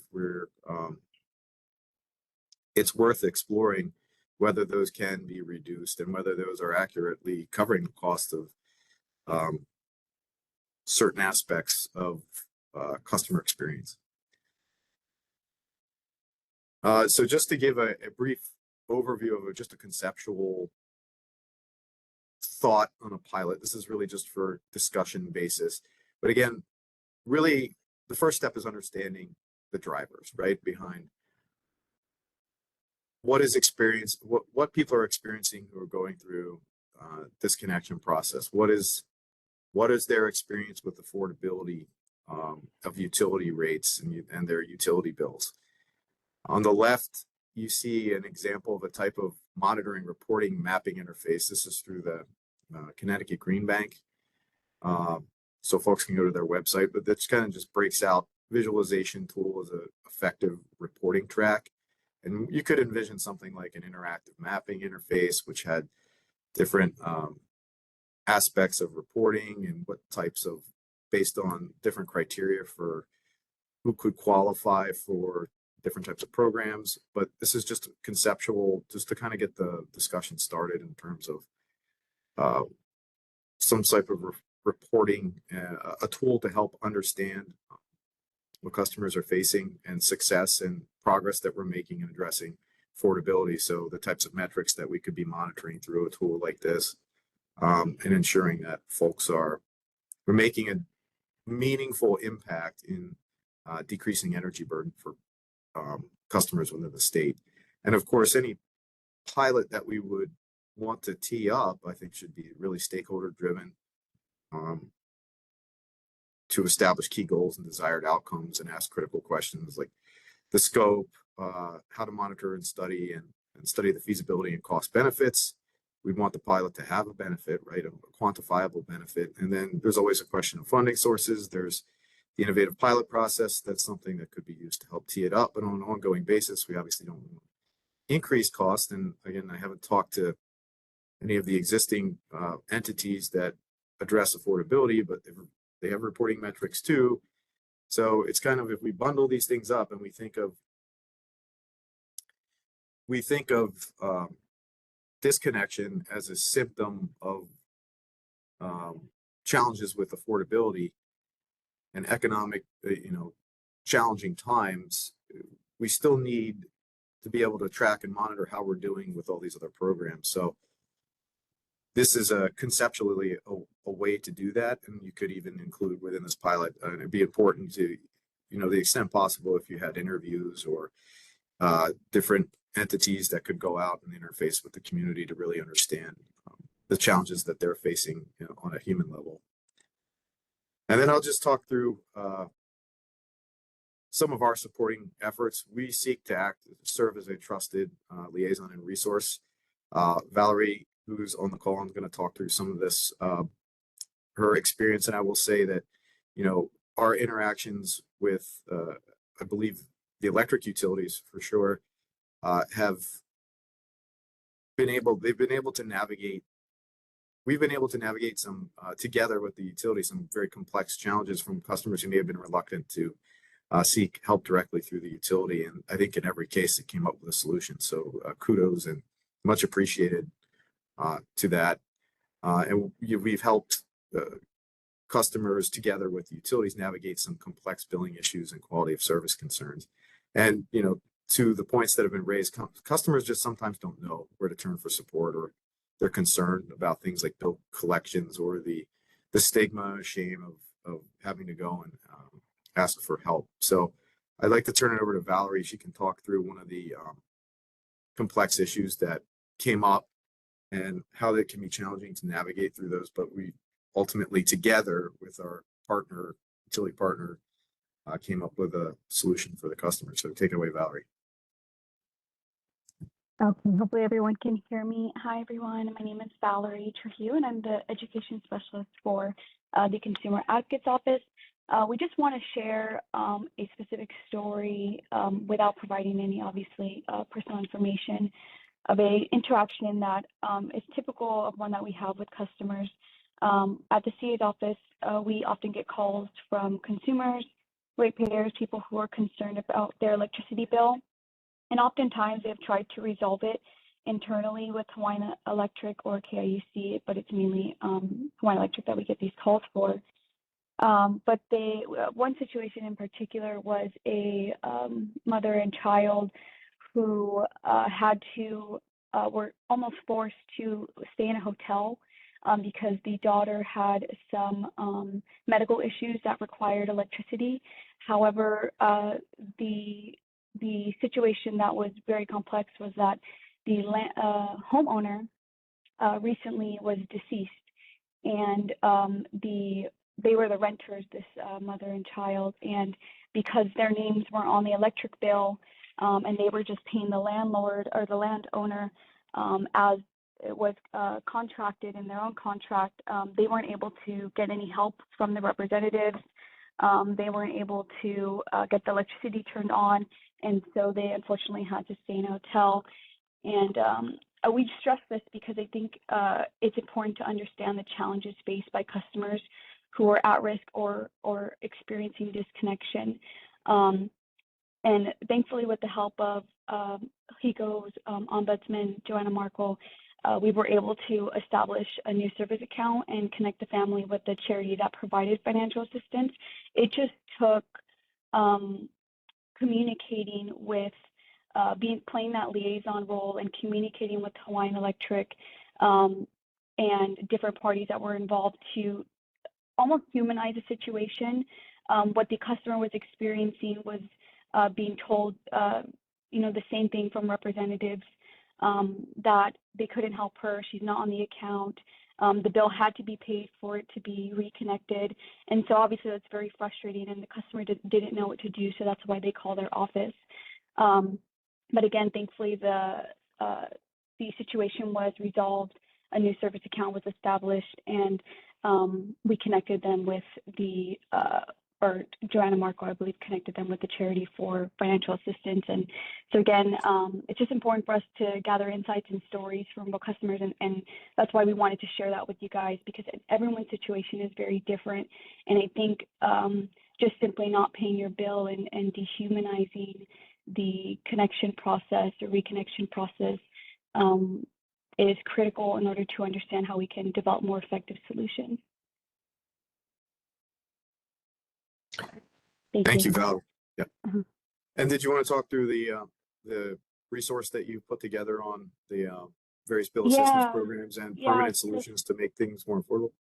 Yeah, and if you want to pull it up, Mike, that'd be great. But okay. What our office noticed is we would get a lot of calls regarding not being able to pay their bills, unfortunately, whether it was electric, gas, water, you name it. But so we noticed that there's a lot of different resources on different websites. What we did was compile a document, or there's a space on our website for it as well. But what it is, it's just a document that is comprised of the different utility assistance programs and resources, both those that help the consumer permanently reduce their utility bill, and also temporary solutions to reducing their utility bill. And so this is available at our website. The link is below, but basically we use that to point customers to if they haven't already reached out to these several sources, because there are many that a lot of ratepayers unfortunately are not aware of or haven't heard of. So we try to make this a little easier for consumers and ratepayers to look at, so that if they are experiencing, or if they know someone who is experiencing disconnection or anything like that, trouble paying their bills, that they have a resource they can look to. And this link, this PDF document also includes links, phone numbers and things like that, so the customer can quickly get connected. Thanks, Valerie. Sorry, I'm having trouble pulling it up, but really appreciate that. Let's see if I can still do it.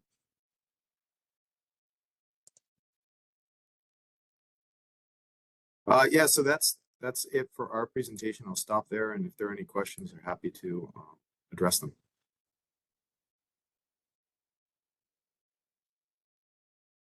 Thanks so much, Mikey. And thanks, Valerie, as well for that story. Does anyone have any questions that they want to ask, and open it up to anybody who wants to ask something?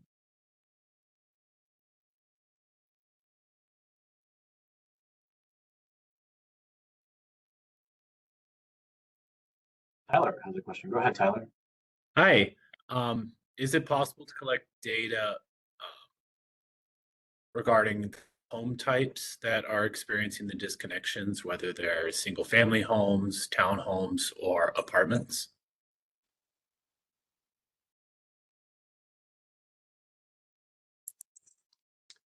That's to me. To whomever can answer it. Okay. It's probably more of a utility question. Got it. Thank you. We collect at Hawaiian Electric basic information. We don't collect demographics with our customer base, but I do think we could pull some basic level of information.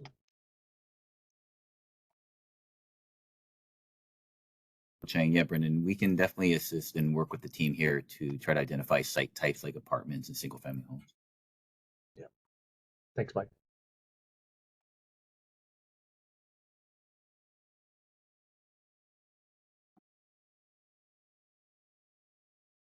Necessarily, that would have to be a manual deep dive into each account.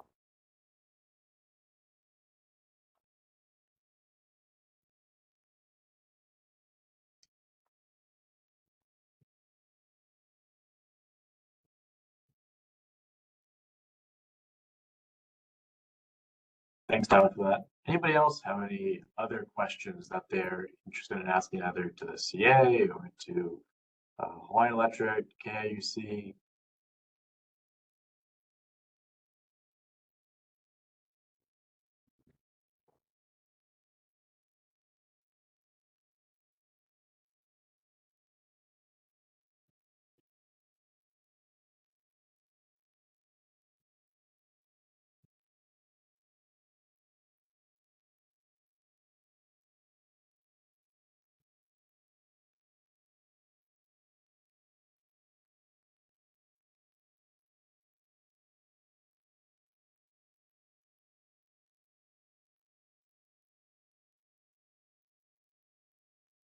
So, Mikey, then I have a question about the idea of using the innovative pilot program on that slide.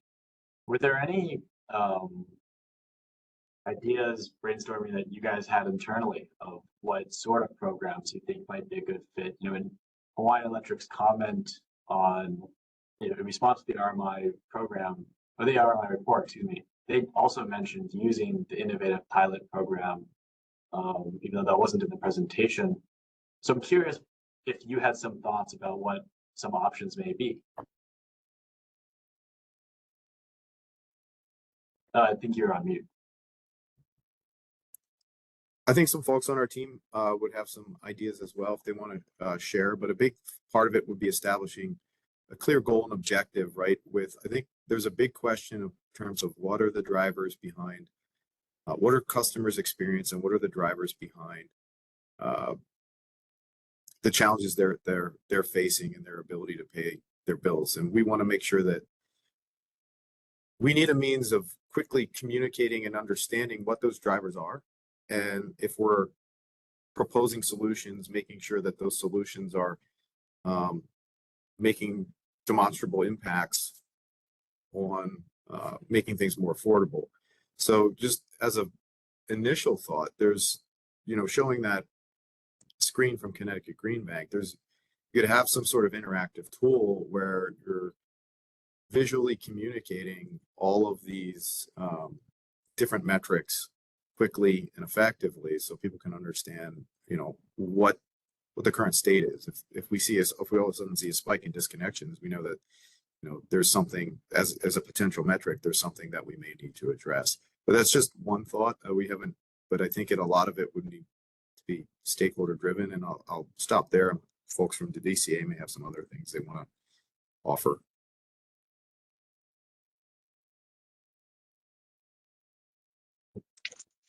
Hi, this is Michelle Daigle from the Consumer Advocates Office. When we were discussing this internally, there's a couple of other examples beyond just the Connecticut Green Bank that comes up.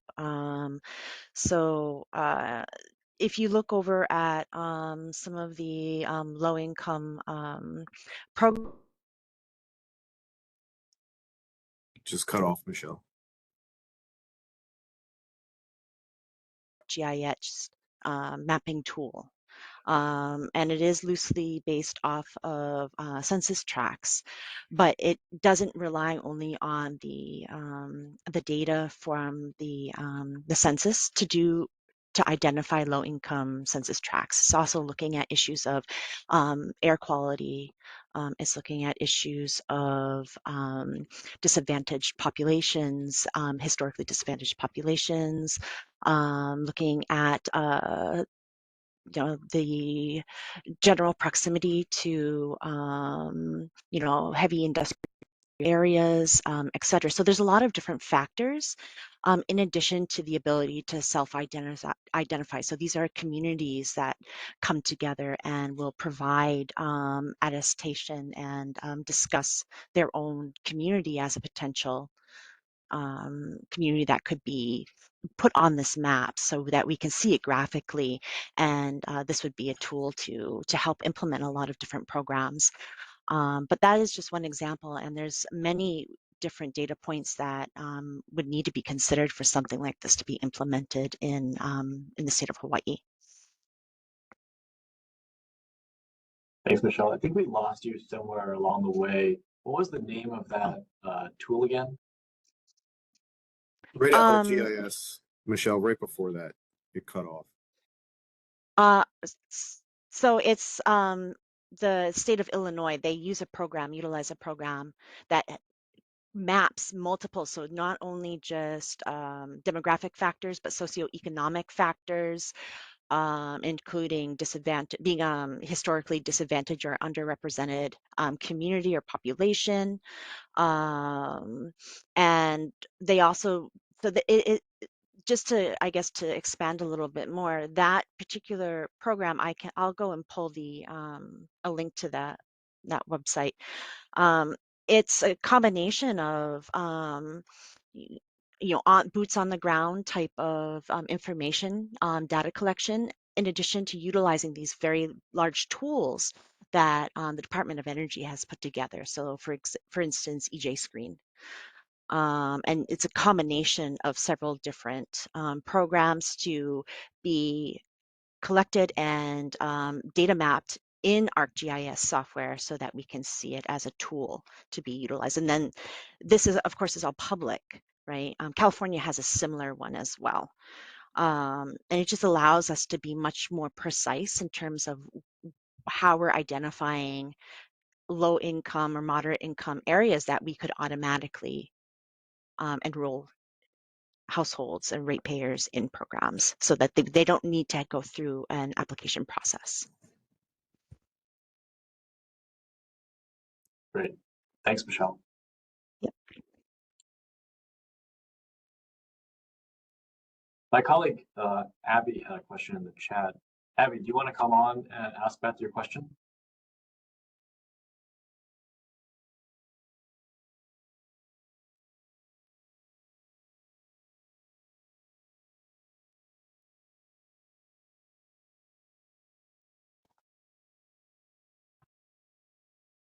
I was just going to respond to it in the chat, but I can read it and then respond. Go ahead, Beth. So the question was, on the 600 watt amount that is used during the period of limited power, I'm assuming that would go farther in a studio than it would in a single family home with multi-generational family. When customers receive that limitation, are they provided with any written guidance, communication on what appliances that electricity would still cover, e.g. fridge, lights, like you mentioned? So basically 600 watts is going to cover your refrigerator and a few lights. So I mean, theoretically, yes, it would go further in a studio, but I think it's still, you know, you wouldn't be able to turn on your television or your laptop and all of that. So we do have on our website, if someone were to be service limited and go to the website, you know, it'll explain, you know, why it's set at that level. What happens frequently is it'll be after hours and people will call and they'll be connected to our after hours personnel at power plant who are well versed in taking these calls and instructing folks, you know, how they can get through the evening. Sometimes if they try to turn other things on, the meter will trip, and so there's a way to reset it so that you can, you know, go back to your 600 watt, you stay under it, you won't trip it again. So we have videos on our website that show people how to do that. And our power plant personnel frequently will talk people through that once they realize it has happened and help them understand how to use the limited power that they do have. Thanks, Beth. Anybody else have any questions?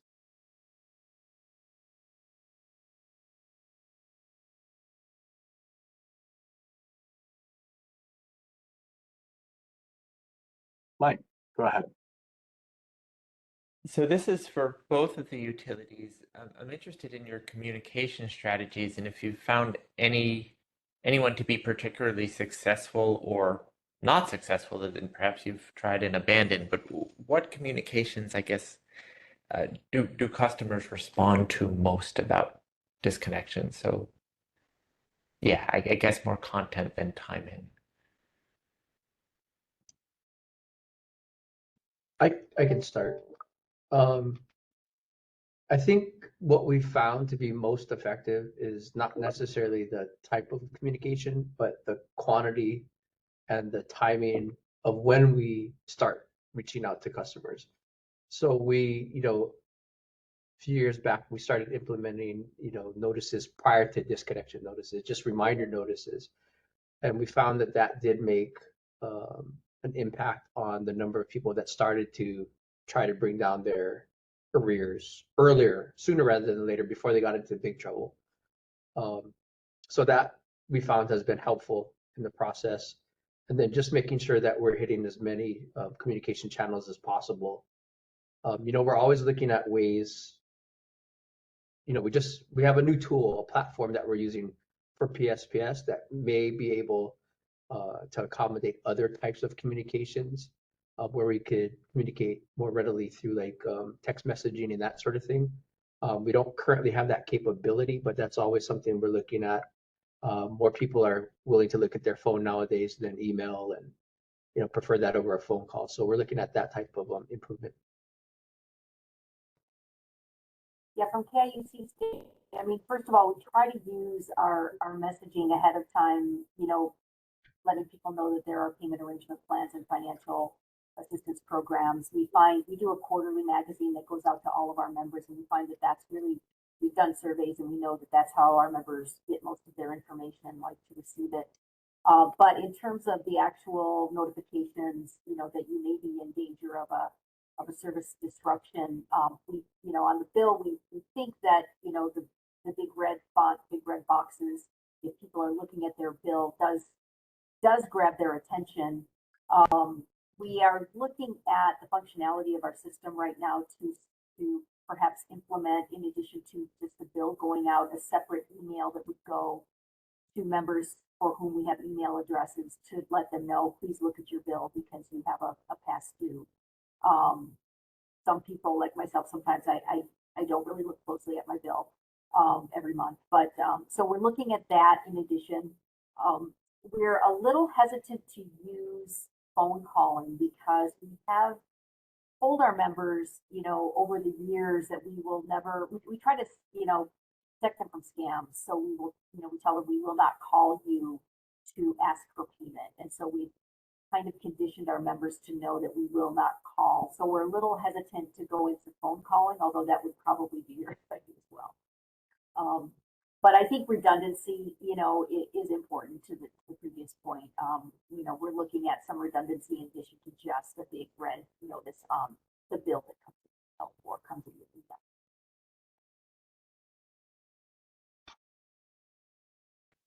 Oh, sorry, Brendan, did you have more to say? So you come off mute. Okay. No. Oh, sorry. No, I did not. No worries. Thank you for that. And I guess as a little bit of a follow-up, I'm interested, we've talked a lot about individual customers and sort of trying to prevent their disconnections and seeing them coming, giving them as early notice as possible, regular notice. I'm wondering if in aggregate, either of the utilities or the consumer advocate has seen any particular economic indicator, any particular event, anything that might be predictive of a likely increase in disconnections. Is this, I guess what I'm trying to get at is this something that is driven more broadly by societal trends, things that we can look at, predict, expect, or is this really just a lot of individual circumstances that are not so easily predictable?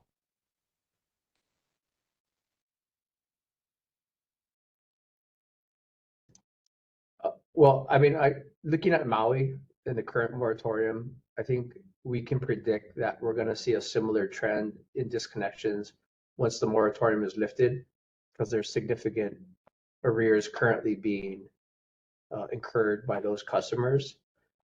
So, I mean, that's one, I think, indicator we can see. But in general, I mean, just high bills and, electricity bills are just one part of the overall equation for customers, right? When we see inflation impacts on customers, groceries, everything else that contributes to the burden on our families in Hawaii. I think those are just general indicators that anybody can point to say, hey, look, it's going to be tougher for people to pay all of their bills, not just their energy needs as well. I think from KIUC standpoint, it might be interesting to see over the past, 5 years or so, although COVID kind of comes in there and disrupts any type of trend we might be able to detect. But, as we brought on more renewables onto our system, hitting a peak of 70% in 2021, we've seen, significant stabilization in bills. So members, utility bills are much more predictable, and really shouldn't be going up appreciably from month to month if they're using the same amount of electricity. Again, it would be difficult just because COVID, threw a wrench into the middle of that sequence. But I think that's been helpful, as a state, as we transition to renewables. I think we're going to see greater rate stabilization, and then at least that factor is taken out for the member, that they're not, based on the price of oil, seeing their utility bill spike.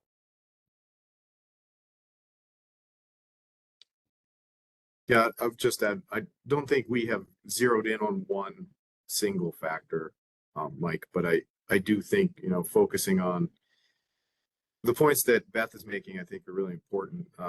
Bill stabilization would be extremely helpful for customers to help with planning. Thank you. Anybody else have any questions, comments?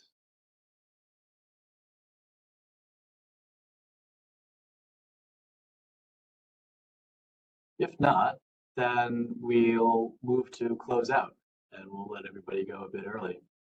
I want to thank Brendan, Beth, Mikey. I want to thank you guys for your presentations and your time to put those presentations together and sharing your sharing this information with everybody here. Just share my screen now.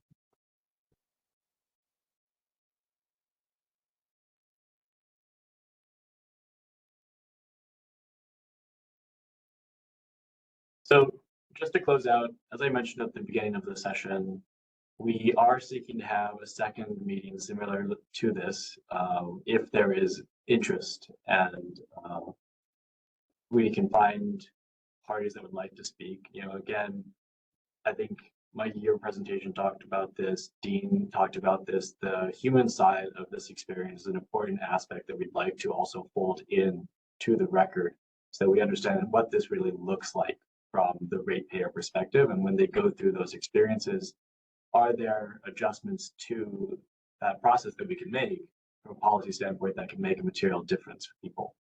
So we'd like to hear from nonprofits, civil society organizations who are working with customers who are experiencing disconnections and providing support. So if any of you have connections at such organizations and you put us in touch or would like to encourage them to present, please let us know. We're tentatively seeking to schedule this meeting for somewhere before Thanksgiving. You know, knowing that once Thanksgiving comes and goes, it'll be December and the holiday period. You blink and it'll be the new year. So we'd like this to happen somewhere about a month from now or so. Beyond that, the quick update on the equity docket more broadly, we are in the process of hiring this. Oh, Mike, you want to go ahead? Oh, yeah, thank you, Max. I just wanted to second, I think you made it a really good point. You know, every time, and Valerie can attest to this, we get a new case before us, right? It's a unique circumstance that we really have to think through. How do we navigate that? And that the story that Valerie told is just one of those. And you know, the utilities have to navigate through those too.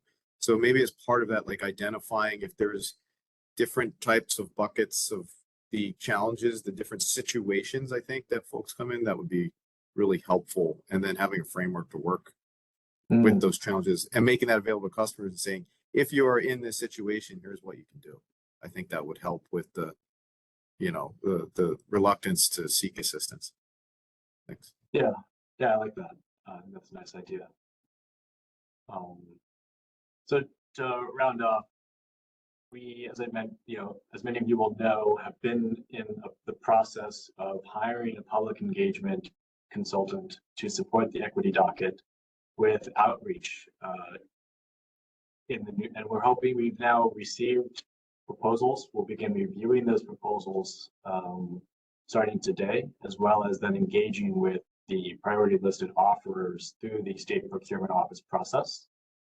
That takes a little bit of time, but hopefully we should have it finished up and finalized before the end of the year, at which point we can formally kick off and have that consultant on board in January after the holidays.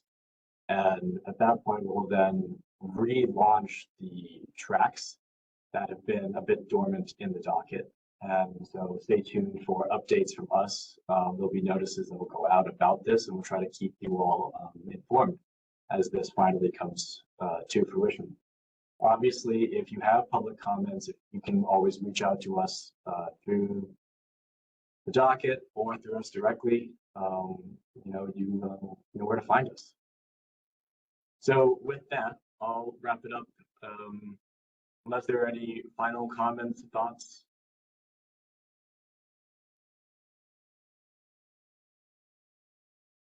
Great. Well, then, everyone have a wonderful rest of your day, and thanks again to our presenters. Thank you. Bye, everyone. Everybody, bye. Yep.